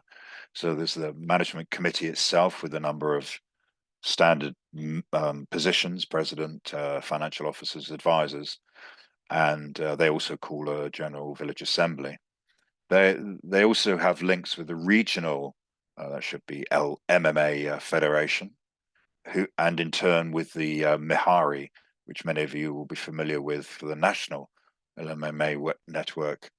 Then stepping back a little bit from the actual management committee itself in the village there, there's management oversight, and that's offered through the decentralization of many administration of in Madagascar. You've got regional fisheries department, the environment and sustainable development department. You have the village head, the commune mayor, the district head, the region head, and in this case, and in the case of a dozen or more sites in Madagascar, you also have WWF, who are a conduit for much of the funding. Much of it coming from GTZ, I believe. And then there's also an executive committee, which is made up of the LMA management committee, the individuals from the left column, plus actual fishers from that community. So there's all sorts of people involved, and this is worth bearing in mind. Amber's already clarified this issue that OECM is a kind of a label, and OECMs won't be established or created; they'll simply be recognised. But I have seen some discussion about this issue, particularly coming perhaps from the IUCN, where they acknowledge that or propose that OECMs could in fact be established. So establishment would require legal instrument, and if you're going to start messing around with all the years of legal development, which is still ongoing, for example, in Madagascar, then that's going to be complex. As I said, each country has shown their own national characteristics. Mauritius, I haven't mentioned yet. They do have co-management stated in legislation, but they seem to go big on national sort of standards and national regulations, and don't appear. I'm sure I will be corrected by Mauritians listening, but don't appear to have embraced the community-based approach so far, except for the VCMAs. But these sites that were developed in around 2008, 9, 10, I think there were 3 under the RECOMAT program. They've been kind of more or less stationary since then, and they don't have any legal backup, and the ministry wasn't in participating there. But I did hear from Reef Conservation, the NGO, the other day, and they're saying that they're trying to reinvigorate this approach. Another obvious point about co-management and the development of these ABFMs under co-management governance contexts is that there is often not enough in co-management, and often too much is left to communities and others to implement these, and that's certainly an explanation for the waxing and waning of the BMUs and so forth. Certainly I've observed in Tanzania and Kenya, and it takes a lot of energy, basically. The complexity of governance, of course, there may be as many as 4 potential legal instruments in Madagascar, with a 4th or a 5th being also developed at the moment under a current program, the name of which I can't remember, I'm afraid. But and another interesting thing about the governance is it's really been an evolutionary process, and you could think about that in terms of evolution from sort of manageable bites of villages to a more ecologically meaningful scale. And so the first sites in Tanzania, for example, were limited to village management plans. And that soon evolved into what were called CMAs at the time, but are now more largely referred to CFMAs, collaborative fisheries management areas, and in Tanzania. And so that's an interesting evolutionary process, development process, expanding the scope and the potential biodiversity impact of an ecological impact of these management of ABFMs. And as I mentioned earlier, similar process is underway through the joint co-management area process in Kenya, which is World Bank under a World Bank GEF program. Just a couple more slides. Objectives. So I mentioned these are really important because they're the incentives. Some of they're the incentives for community participation and engagement. So sustainable use, yes, but often they look at looking for increased production over relatively short timescales and livelihood development. And these are important perspectives on the whole FEM approach. So from one of the relatively new accords created in the Comoros recently, there are 3 objectives: sustainable exploitation, you can expect that, but increased fisheries catch, and improved living standards. These are the expectations that are significant, and then preserve marine and coastal biodiversity. Looking at the Boma Mahandikini CFMA, the overall objective of the plan is to strengthen the management of fishery resources, but there are significant expectations on what that's going to achieve. for example, to increase the catch of octopus by 25%, going through to increase the catch of small pelagics by 500%. So are these expectations realistic? And what happens if they're not met in terms of the management or the future management and the long-term aspect that OECM criteria include? And the last one from Fumi-Harita, conservation, sustainable, using the French term rationnel, and but the third one again, improvement of the lives and diversification of livelihoods. So there's a lot being asked of these ABFMs. Just a quick word or two on the measures. I think I'm going way over time here. Mauritius, so I mentioned that they really go for national scale. They're still ABFMs, but they're national scales, including a limit on gear licenses, i.e. effort, and also gear restrictions, not fishing between 6 p.m. and 6 a.m. for certain types of net, not fishing between 6 a.m. and 6 p.m. for other types of net. In Mozambique, there's a whole range of different characteristics, of the measures that people have been applying. Temporary closures, ones with only managed access, some with only permanent closures, and some with managed access and no-take reserves. So they have quite a different character from some of the other countries involved. And here's an example of Ngoma village, Cabo Delgado, in northern Mozambique. And you can see from the figure there, you have a 62-hectare temporary no-take zone, which is really focused on octopus management or production, against a 37-hectare permanent. And in fact, many of the community there said that they weren't concerned about losing that area for the octopus, because much of the area closed off is too deep for them to fish anyway. And then a new closure in Maya village on Anjouan in Comores, and so that's local and temporary measures.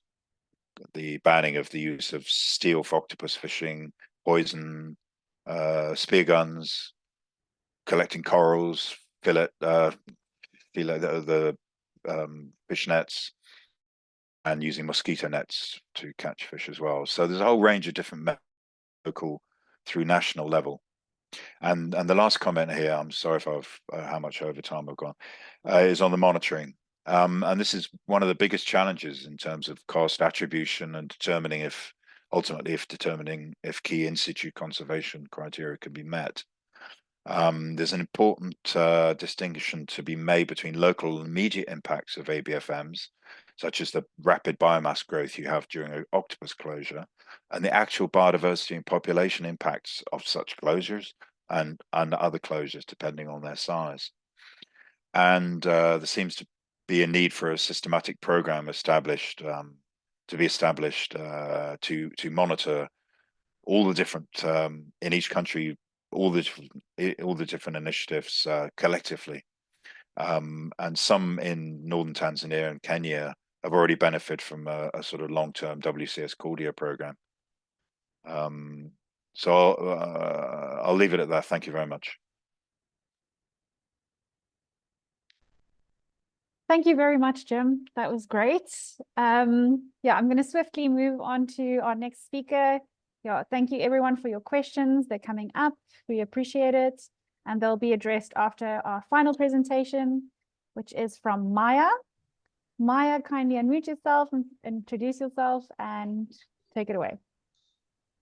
Thank you, Jim. Good day, everyone. I'm Maya Pfaff. I'm currently based in Germany and working with GIZ. I personally have a long history living and working in the WIO region. It's very close to my heart.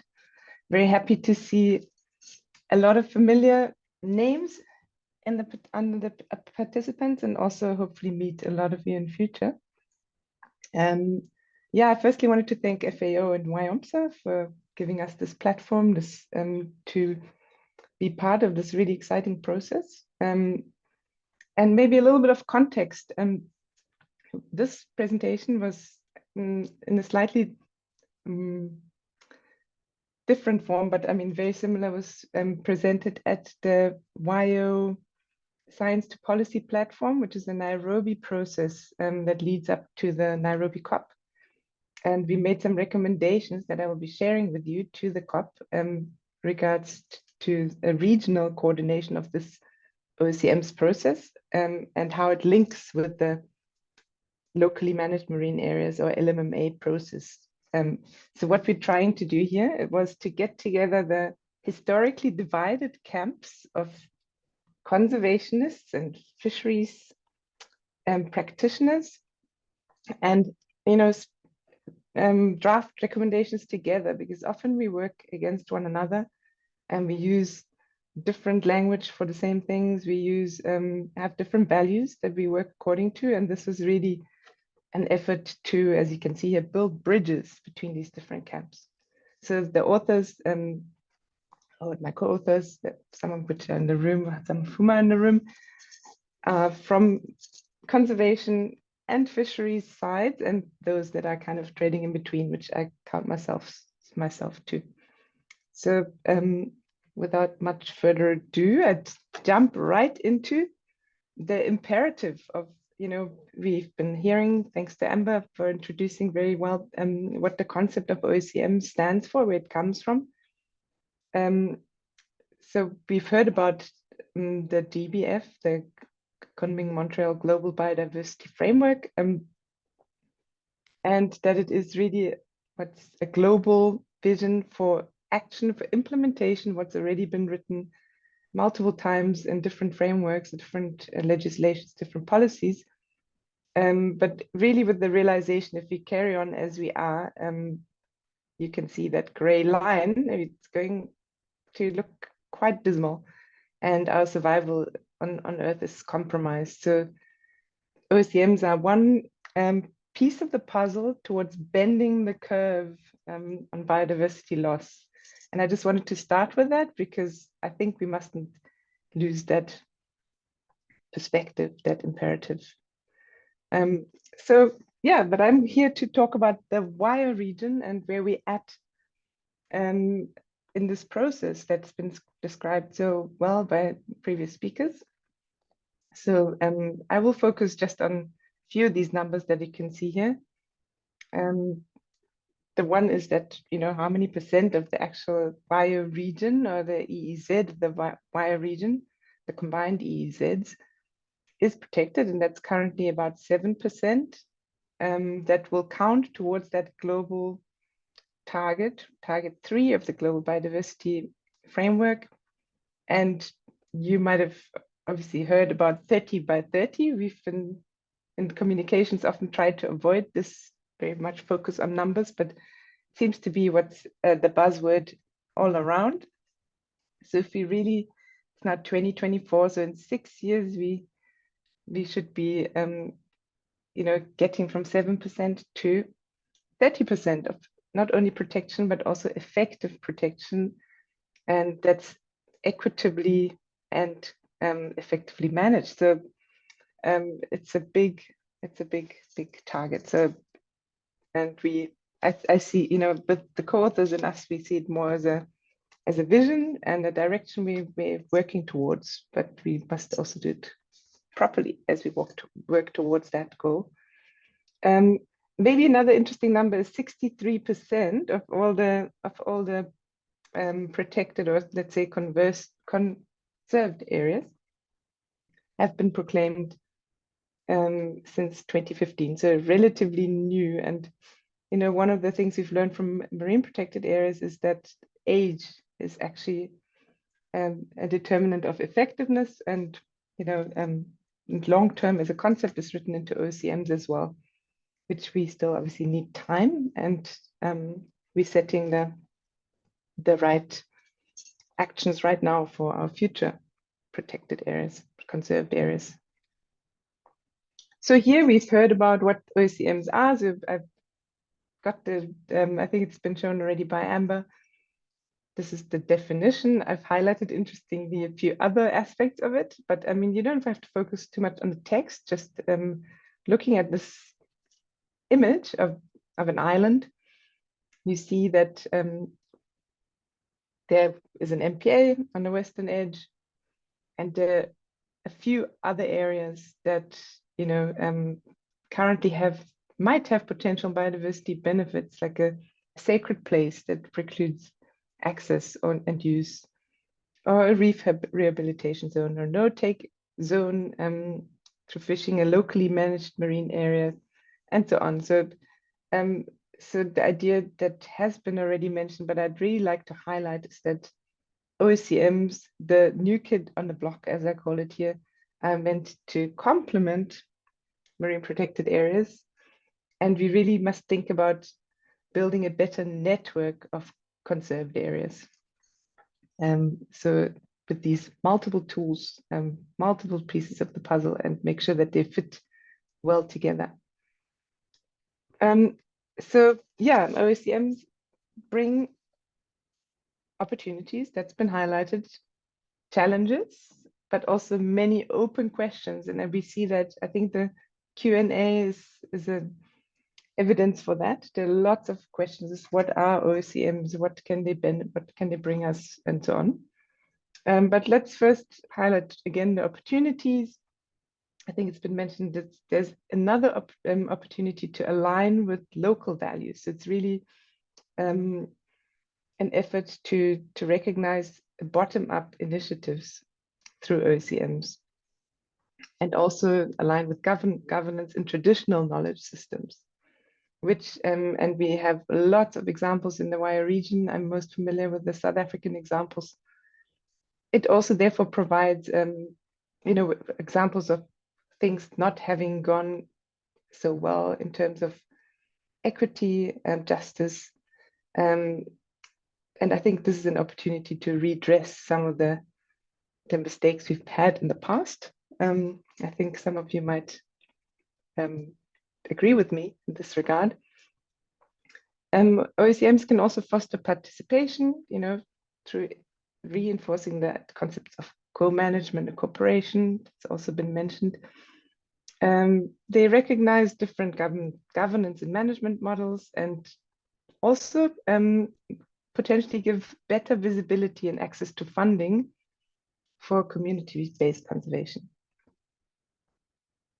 Challenges would be blue washing. You know, we've probably all heard of the concept of paper MPAs, you know, polygons that are drawn onto maps and essentially can't be effectively managed. So with now having such big political drive towards 30 by 30, again in inverted commas, because I think we've learned that target 3 is not much more than achieving 30% of conserved areas. But now with that political drive, we're also facing the challenge that things are done too fast. There'll be there's top-down drive and pressure to just fulfill the targets without actually changing anything sustainably. Secondly, there's these processes we've learned, and Amber's walked us through the stepwise process of the screening and then the full assessment and the reporting are very, very, well, actually she said they're not that resource intensive. I would argue that they are resource intensive.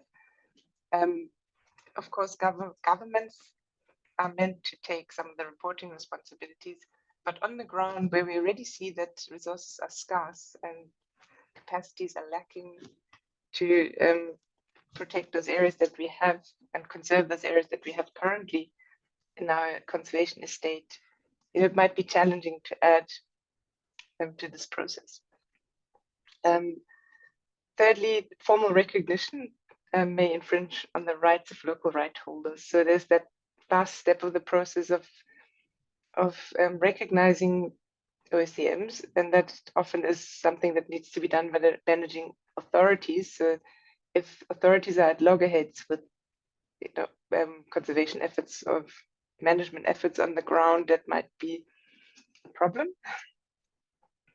And then obviously competition for limited funding.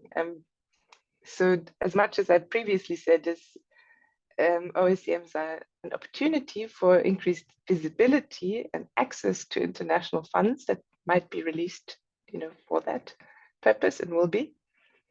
It's also questionable whether now I've spoken of the two camps, this drive from the conservation side may compete with existing initiatives like the locally managed marine areas initiatives. So again, this is just being a devil's advocate. Personally, I'm an optimist, so I hope that we can work towards the opportunities rather than the challenges.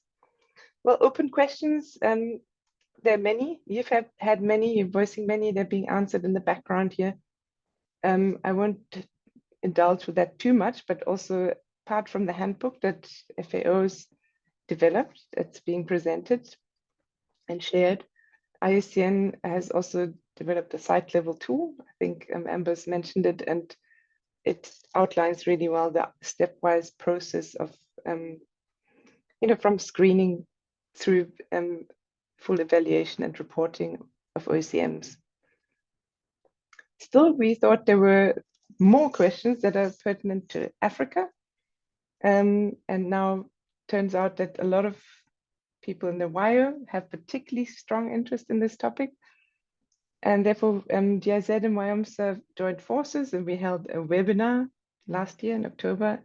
I think some of you might have attended that webinar, which was also, as the title of this talk called, it was identical. This talk essentially is the continuation of what was discussed there. And we raised 3 questions, and that was, okay, firstly, how can 30 by 30, in inverted commas should be meaningfully achieved in the African context? What contribution specifically can locally managed marine areas, or LMMAs, make to 30 by 30? And what benefits can OECMs bring for small-scale fishers? What's in it for them? So I'll answer these questions and one by one. And just the first question, what came out of this webinar, and I think we also had good attendance there and really interesting discussions, and they continued after the webinar, and lots of people contacted me afterwards. It was obviously on the governance level, the revision of national biodiversity strategic action plans would need to be done, and is currently in process. So that determines how different countries set their priorities in how to achieve the GBF and how to achieve target 3. I think we've been shown target 3's got this obviously very well-known quantitative 30 by 30 components, but it also has the qualitative components of effective and conserving landscapes and networks of protected areas. So as well as the human dimension is very much captured, the IP and LC, or indigenous peoples and local communities component, is brought in. So different countries will set their targets through the BSAPs. And that's important. Again, focus, and I think I've seen it in the question and answers comments, needs to be on what I call bending the curve on biodiversity loss. So we mustn't lose sight that this is why we're doing the exercise. So we're not doing it on paper. It needs to be really implemented, increasing our efforts and to bend this curve. And it needs to focus on what is called leaving no one behind. So that speaks to equity, justice, and participation. It's really important. So now the second question was, how can, or what can locally managed marine areas do? So what can they contribute to 30 by 30? I think it's been shown also previously, so I just very quickly flash through with these nice pictures that I got from my co-author. Yeah, firstly, what are they? Maybe it's been already mentioned that it's quite a mixed bag of coastal marine resources that are largely or wholly co-managed or managed by coastal communities, landowning groups, partner organizations, and or government representatives. So that's quite a varied group or forms that it can take. And also is reflected in different governance models. I think we've seen that. Now, key to success, we've seen from the Pacific LMMA network that has existed and been grown massively in the last 20 years, is that defined rights to land and sea really help the process, as well as integrated approaches such as ridge to reef actions. And I will speak more to the combining social and ecological management in one system under the LMMA framework. So, but in terms of conservation, because this is the angle we are coming from, guided by the GBF, what can LMMAs bring? Again, I'm reiterating what people have said before. They can include permanent closures. They can include periodically harvested closures. They can have species restrictions, or gear restrictions, and they can also speak to other objectives. I've just listed a few here. Disaster preparedness, obviously in the Pacific, was very important.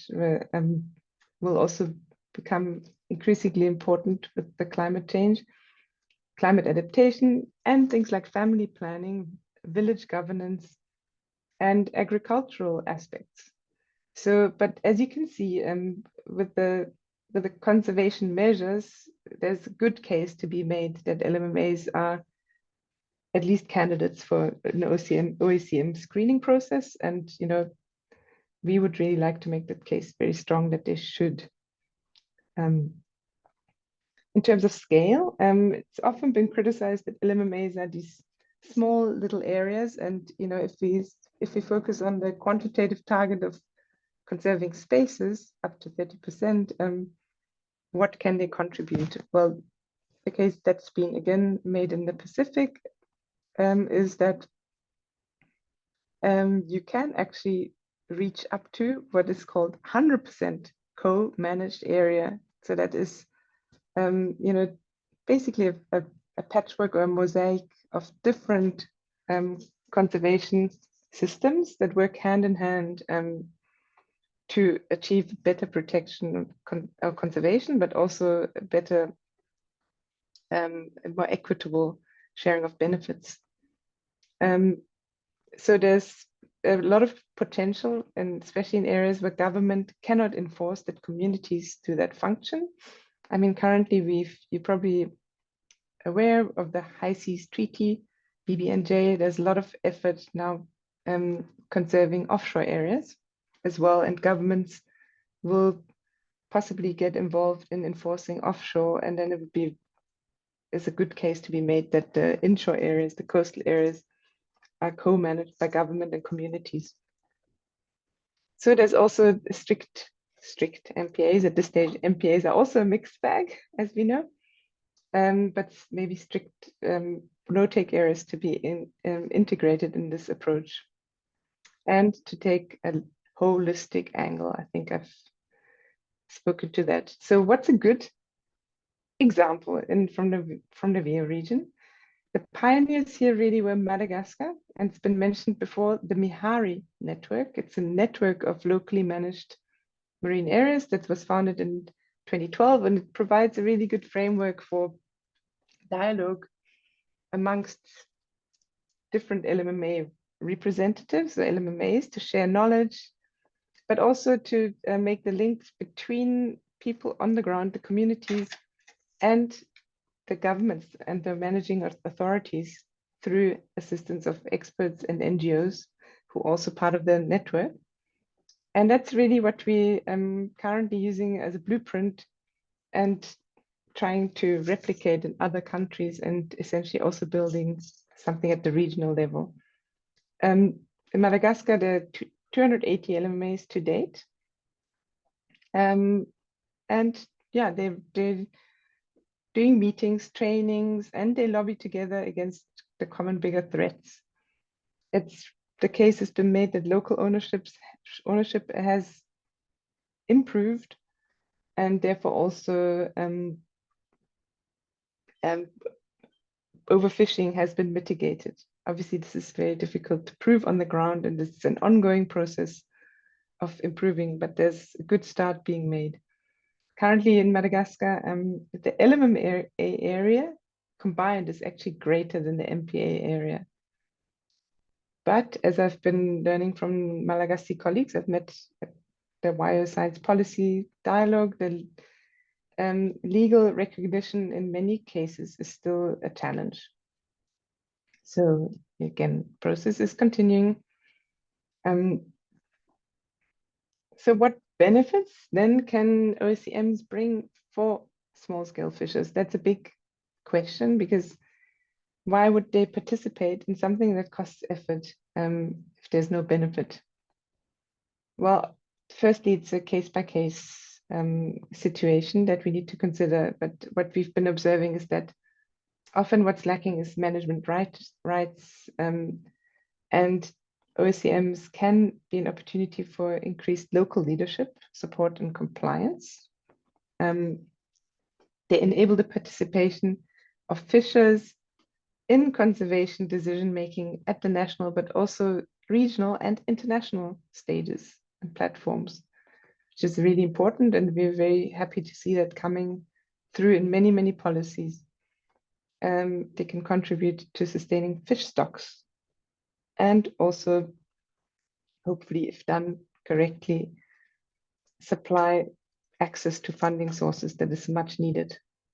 Here, again, the enablers for the regions of getting a 30 by 30 right and not just done are knowledge sharing and communication in a clear language. It's been proposed that the acronym OECMs is very hard to pronounce, and also quite confusing. A lot of people go, OEC what? But words exist in other languages that actually capture the concept quite well. So why not use them? And I think in cases of Indonesia, that's very much what people have been pushing for. Focus on communication and clear language. And there's much needed in this regard to join forces. Really, that's what it's about. Inclusion and access to funding for local communities, of course, is the fertilizer. Capacity development for the implementation of OECMs. I know it's currently underway in through many organizations and much needed. And then incentives for local communities. So what is in for the local community? And to understand that, we need to hear what local communities have to say. And there will be many voices. Again, focus on qualitative elements, and setting of realistic timelines and targets is key. So herewith, I'm going to move towards just sharing with you the recommendations that we have made to the Nairobi Convention. And we hope that they will be taken up actually at the meeting that I first presented this paper. We went afterward, after the presentations, formed discussion groups with policymakers from the region and reformulated those recommendations together with policymakers. Is very, very productive, and we hope that through this process we can actually achieve for an uptake into regional strategy, and through the regional strategy to also guide the national strategies in the region. So yeah, I'd be very grateful for this opportunity, and here with them sharing 8 recommendations we made. Again, this was with a focus on science policy transfer. So the first one would be to conduct studies and update the extent of existing area-based measures. Jim has presented a very good case of that. but also of their socio-ecological impact. So very much on the go in various countries I'm aware of in the WIO region, and also on a regional level. So second would be to identify and start reporting on OECM, so learning by doing. And then draft or bring those existing guidelines, for example, the FAO handbook that Amber presented, into the regional local contexts. So yeah, the customizing of the guidances would be, and it's also underway already through WIOMSA and FAO and SWIO FC. This is part of the process we're in right now in this webinar. Thirdly, to formally recognize and support LMMAs through the WIO Regional Ocean Governance Strategy. I've mentioned that's being developed through the Nairobi COP process. And fourth point is to mobilize funding and resources. It's the same, I think, for every conservation effort. Fifth would be to facilitate knowledge exchange. Then we move into integrating LMMAs into regionally cohesive networks of MPAs. I've spoken to that already. Seventh would be to facilitate networking, collaboration, and alignment.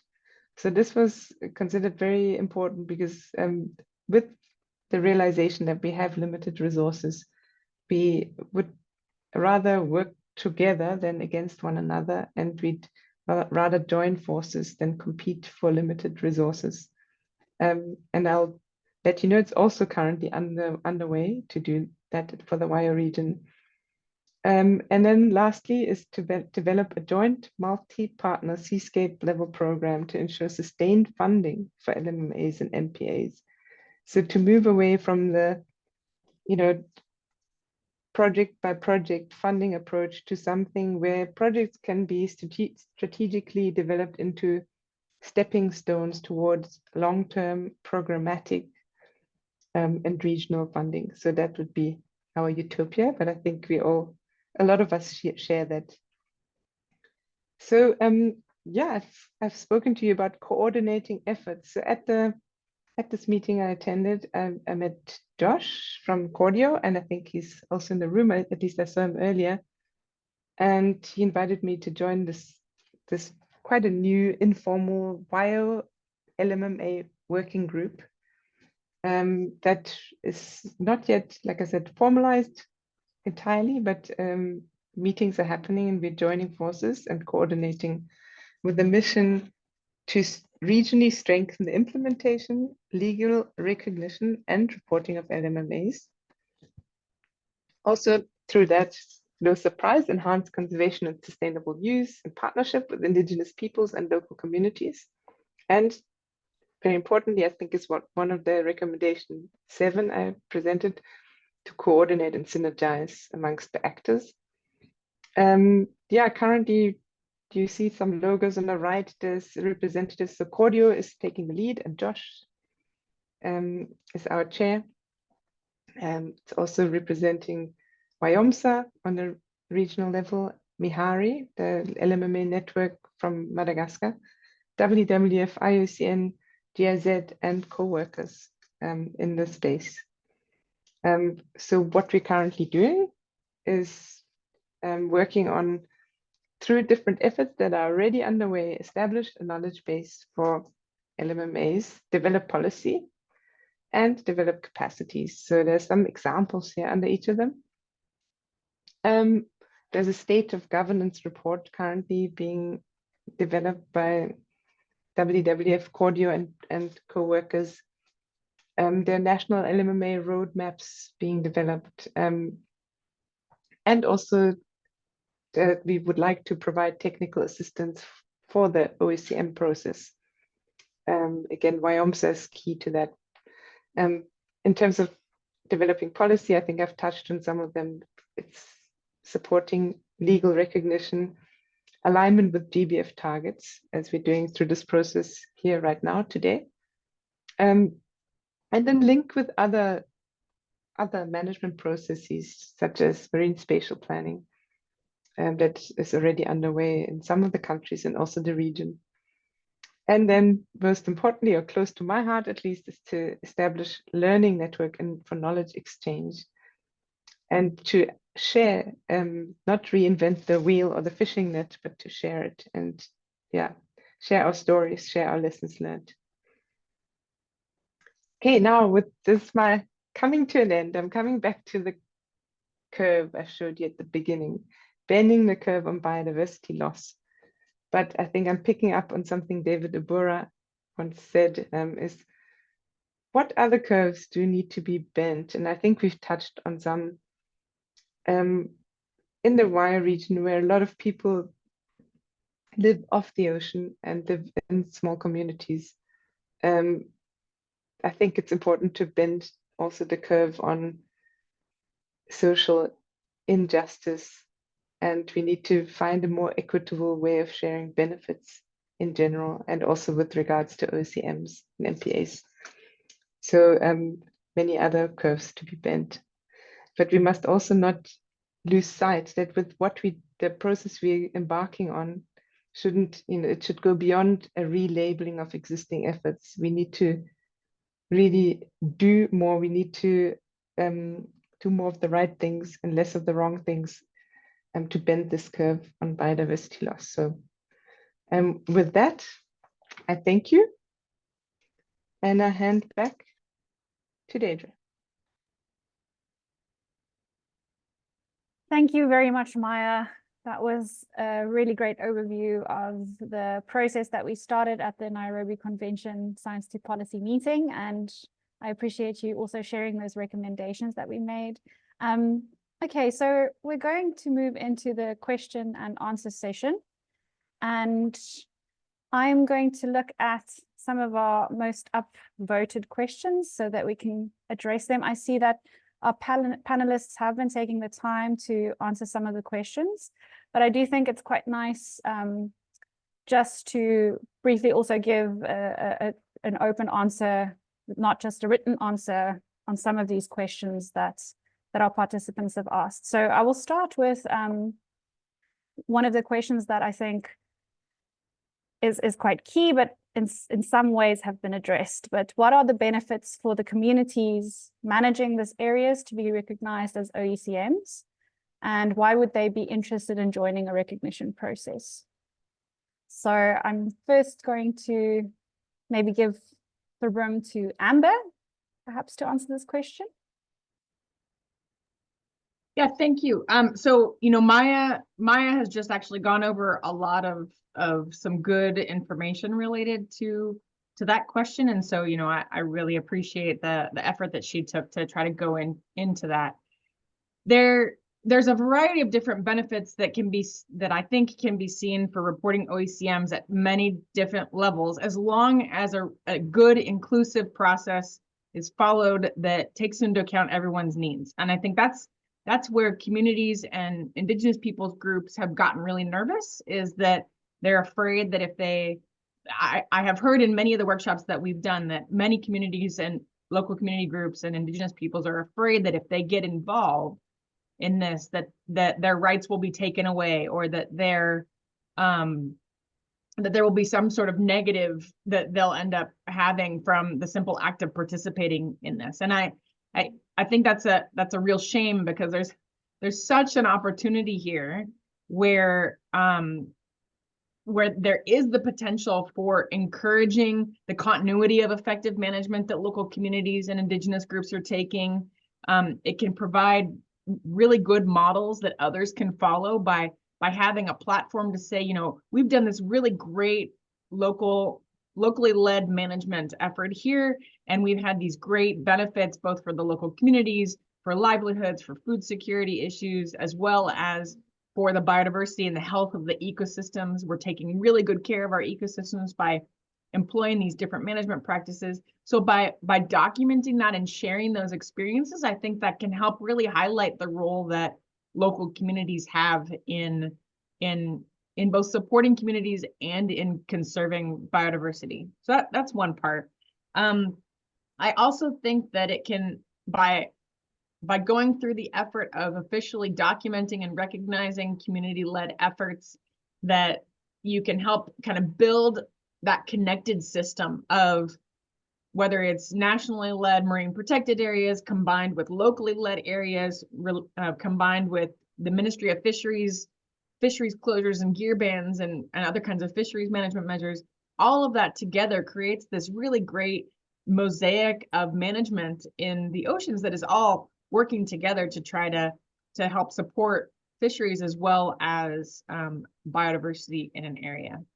But I do understand that there are these concerns about potentially having unfair scrutiny of community-led management initiatives, potentially losing local management control, having potentially an over-formalization of traditional knowledge, infringing upon customary rights. There was one comment in the Q&A that was focused on how resource intensive the process of doing an evaluation might be.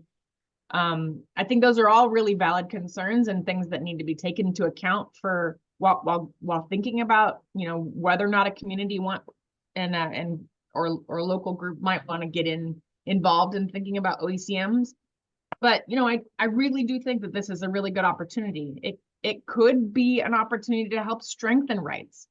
It could be an opportunity to increase respect and credibility for what local communities are doing. It could be an opportunity to maintain traditional knowledge systems or facilitate access to conservation-related funding sources. There was another comment that talked about funding needs for maintaining locally led management over time. And I think, I commented already on this in one of the comments in the chat that over the last year, I've seen quite a number of global environment facility proposals get funding that specifically had activities related to locally led conservation efforts being recognized as OECMs and helping facilitate management over time. And so there is, at an international level, there are additional funding mechanisms that could be targeted towards helping local communities.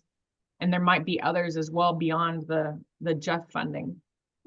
So I'll stop there and see if any of the other panelists have anything to add. But I do recognize there is this balancing act that needs to happen, especially when it comes to local communities and indigenous groups. I think if we could maybe change the question a little bit, Amber, I was wondering if you had any examples. We know there's no marine OECMs declared in the WIO, but if you had any examples from other regions where people have felt it was beneficial to declare whatever area-based management measure they've taken as an OECM.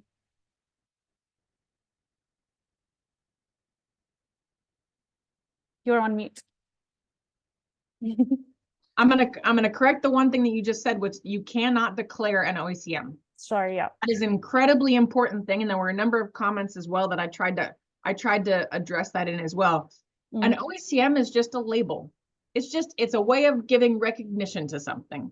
So the thing that you actually declare or establish, that's the area-based management tool, the fisheries closure, the LMMA, the gear ban. Those things are officially established, whether it be the local community that establishes them, the Ministry of Fisheries that establishes them, or whatever other management authority is doing the management creation and envisioning. So ultimately what you're doing is you establish, create, declare one of these types of area-based management tools, and then you are applying the OECM label on top of that to say, we recognize the good effort that this area-based management tool is doing. And I don't remember what the rest of the question was, the way that you turned around the other question. I was just asking if there were examples where, of OECMs. There's not, unfortunately. There's lots of talk. Many people in many different countries around the world in different regions, they're all talking about it. They're all asking the same kinds of questions that you all are asking. But very few countries or groups have actually really moved forward. And so what the role of FAO, where WIOMSA is trying to help us here, where IUCN, as Maya said, is trying to help, is our role is really to encourage people to get involved, to help interpret the criteria where we can in whatever the local context is that's being evaluated, and to really kind of help. You're back on mute, Amber. I don't know why my computer keeps muting itself. Apologies. No worries. No, I was just saying that, that's the whole point here, is that we want to get people to try. We want you to try to pick low-hanging fruit, things that are going to be easy, that you say, you know what, we already have a lot of really good information about this LMMA or this fisheries closure or whatever it is. And we can say, we've got really healthy coral reefs here. There's sustainable fishing practices. The communities are taking care of the area. And so you know from the beginning that if you take this area, you can use that as an example to say, this is a really good example of how we can do local management. And then the more of those kinds of areas we can get evaluated and reported, the more examples there will be for people to learn from. Thank you, Amber. Could I ask that our other panelists also switch on their cameras? Because it feels like you've gone missing. It's not lunchtime yet. Thank you very much, guys. Thank you. Okay. Yeah, I think some of those points kind of speak to the third question or comment that I wanted to bring up from that you've already addressed to some extent, but it's on strengthening OECMs. So a comment from a colleague of ours said, a third problem is that OECMs often do not provide additional conservation benefits. And she used some of those examples, and then saying that declaring them as OECMs does only help if there are funds to ensure that they manage better over the long term. So we need to take a hard look at strengthening OECMs over the long term. And I think that kind of comes back to a question I had. So some of the criteria of establishing OECMs asks that we have to show that has long-term biodiversity benefits. And Jim addressed some of the monitoring aspects of some of the area-based measures that we have already in the WIO. So I guess my question would be on monitoring of OECMs, and if you could kind of provide a little bit of more clarity on that process and who the ultimate responsibility is taken by. And then if that is, because I think that the question here, and it's often raised, is what does long-term mean? And of course, long-term is essential. So how do we address that gap that we're seeing currently? So I can start that, and we'll see if Maya or Jim or Juan want to add to it.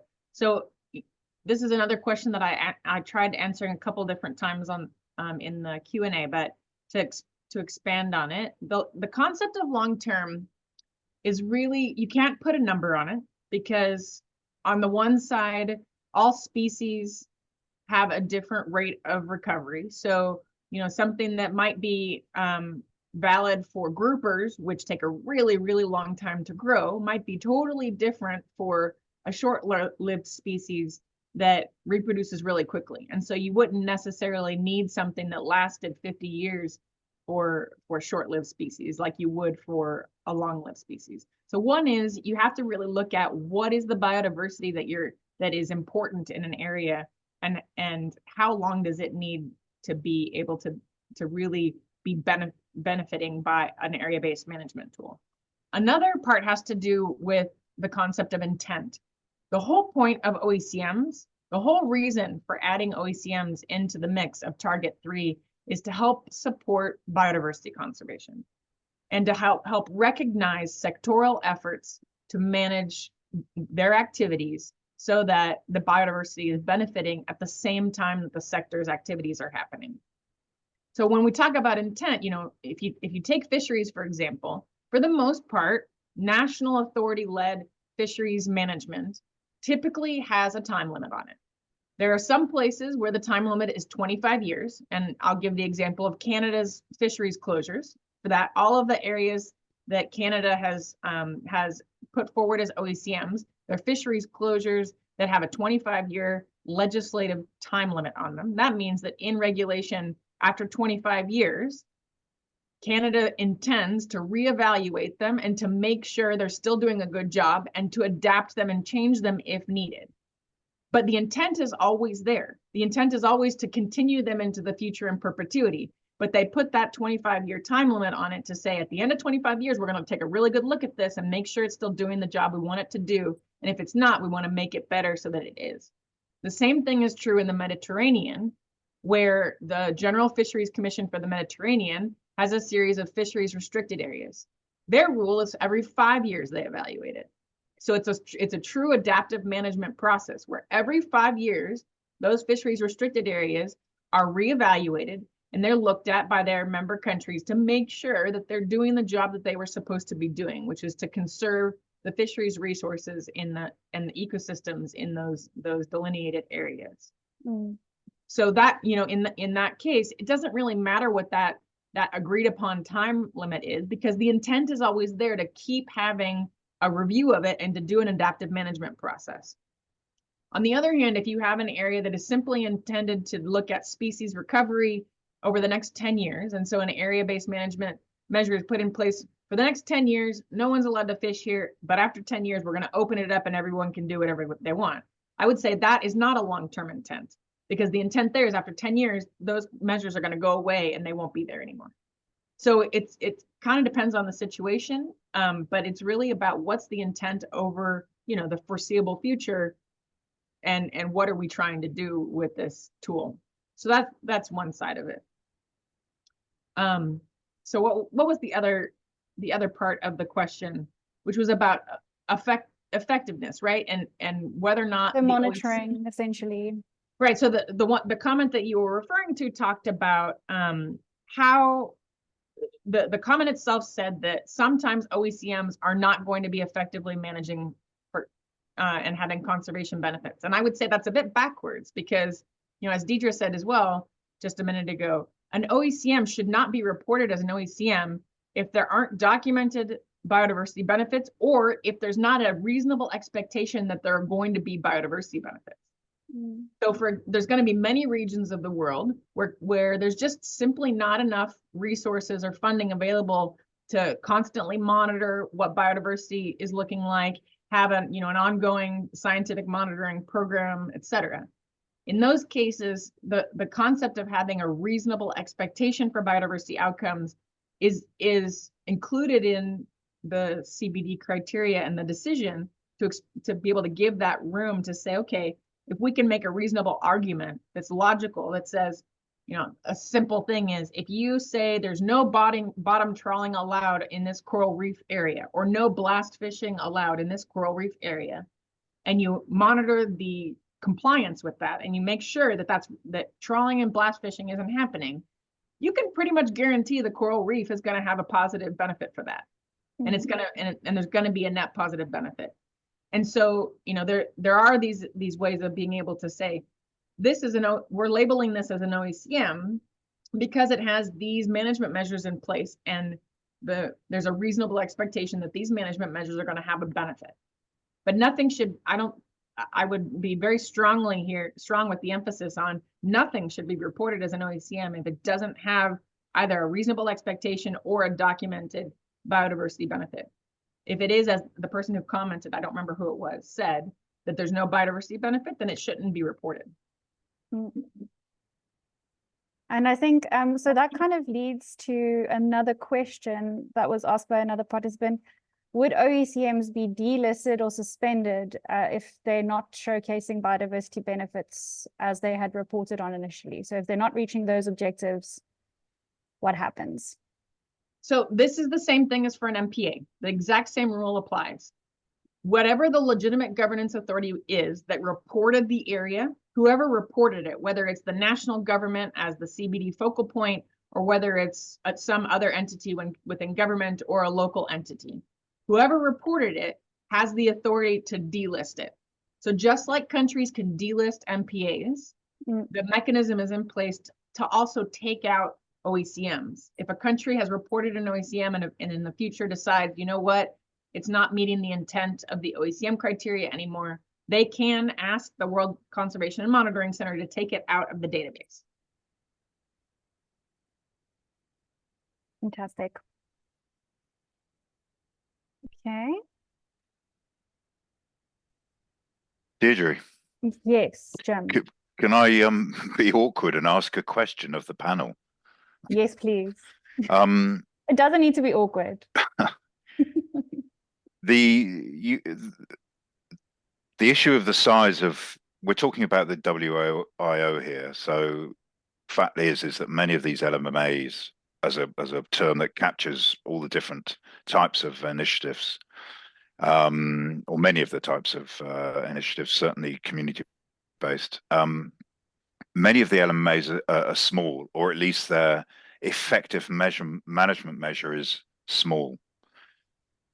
In relation to the behavioral ecology of many species, and I mean, you know, and there's various data on this from Melita Samolis from Cordio, from a study done on the Madagascar LMAs by Gilchrist, and there's, you know, data all over the place that indicates the limited effect of the individual sites. But is it possible, because what we also know, of course, is that larvae move up and down the coast. The animals move up and down the coast. They will go in. The more LMAs there are, they will go in and out of LMAs. Is it possible that a group of LMAs could be certified as a single OECM, therefore capturing for the country, which is, you know, much of what this is about, given that it's not changing biodiversity management, it's per se, capturing the contribution of all these LMAs as an OECM, but avoiding the pitfall of looking at each one individually with the problem that it might fail. Okay, if that's not clear, I can try and reformulate it. What do you mean by fail? The individual LMMA? Well, fail is the wrong word. If individual meet the LMAs criteria. wanted to seek OECM status, and because of their nature, their limited size and so forth, particularly of their effective conservation interventions, closed areas and so forth, they might not fail. But if you grouped a number of LMAs together and said, okay, we know that you guys are interacting ecologically up and down the coast. We know well, I think you understand, Amber. So if you could group them all together and define the group of LMAs as an OECM and add all their area together, for example, towards that 30 by 30. Yeah, so I think that's a really good point, and I think it's really crucial, especially when we're talking about community-led management, because I would say almost all the time, it's not across the board, but a lot of the time, community-led management is going to be small. Communities are going to have control only over a small area where they that's probably near their community, and that they have participated in harvesting activities or stewardship activities or whatever it is in those areas. So I think, you know, the fact that you can take Madagascar for an example, you have this huge LMMA network throughout the whole country that is, as you said, it's all connected ecologically.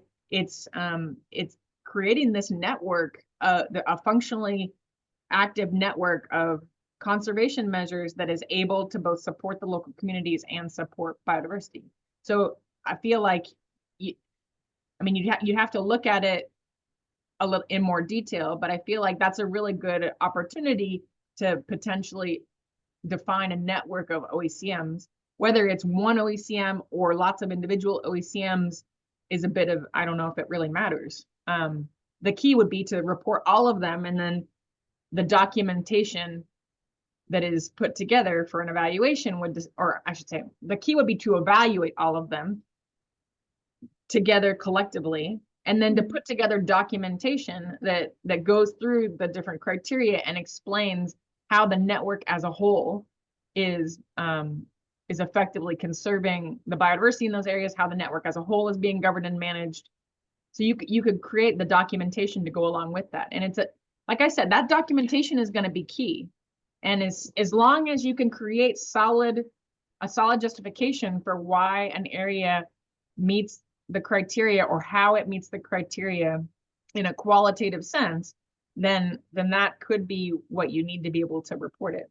But again, you have to look at the you can't say all LMAs in a network can be reported as an OECM. It's something that you really do have to sit down and actually do the evaluation exercise for. But you could take all of the LMMAs under a certain set of governance rules and management rules and say this group of whatever 55 LMMAs all fall under the same kind of structure or in the way that they're organized, or here are the different types of biodiversity that are present.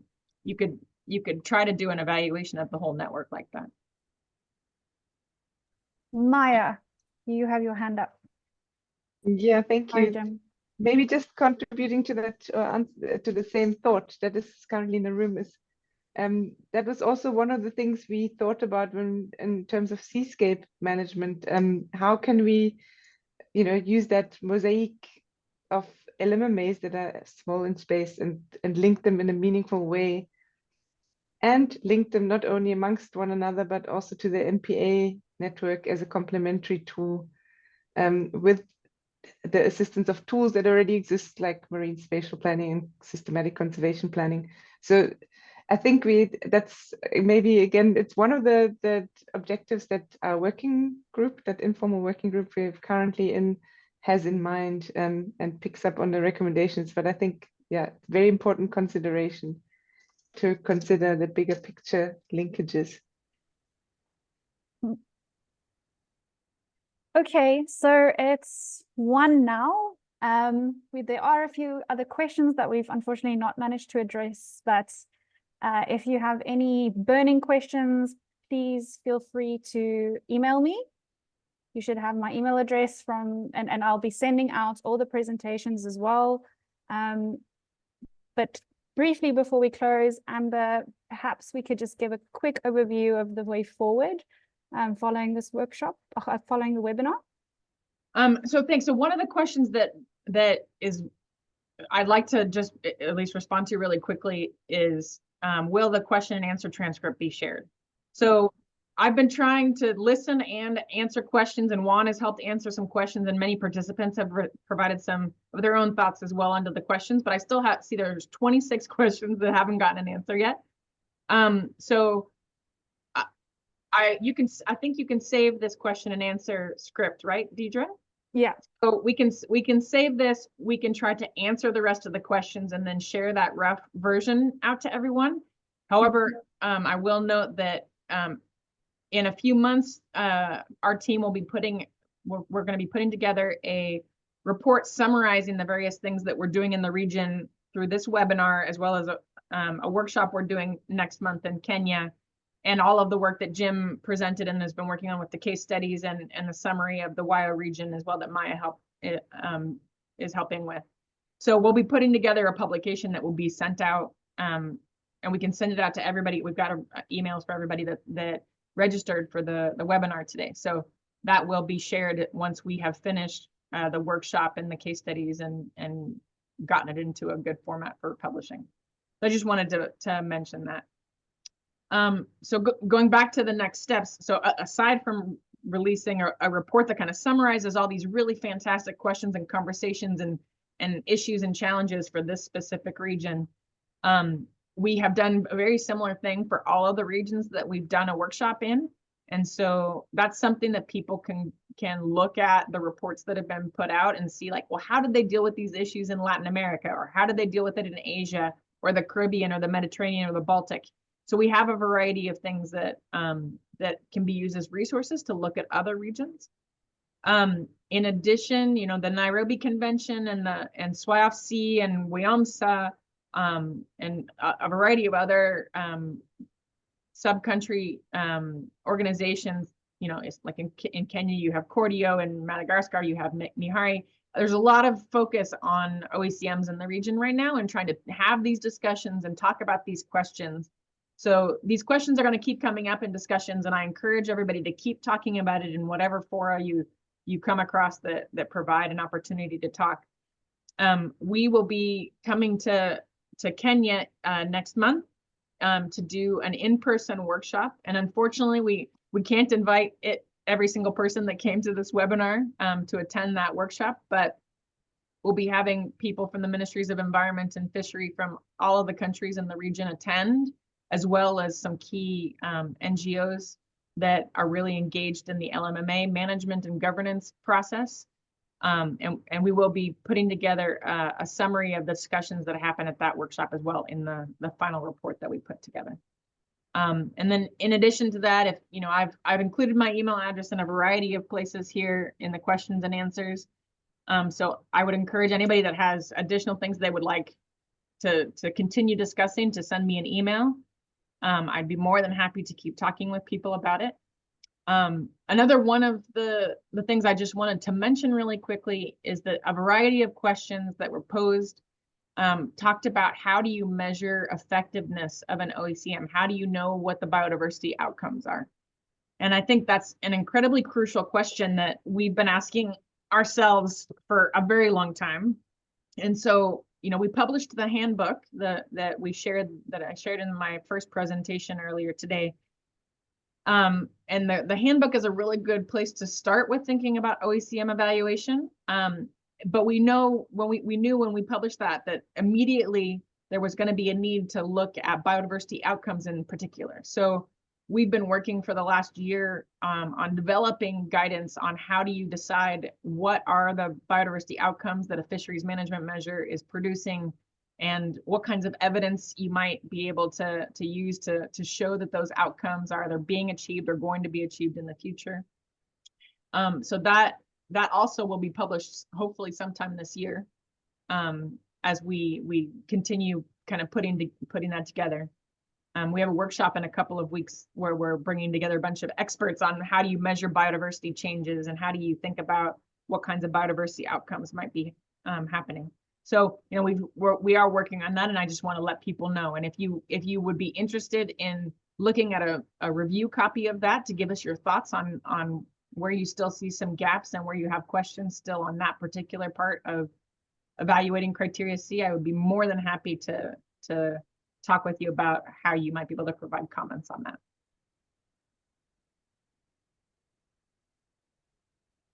Cool, fantastic. Thank you very much, Amber. I think that brings us to an end of our webinar.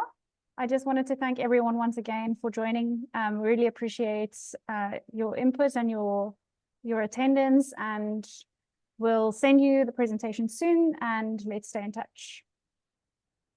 With that, the workshop is officially closed. Thank you.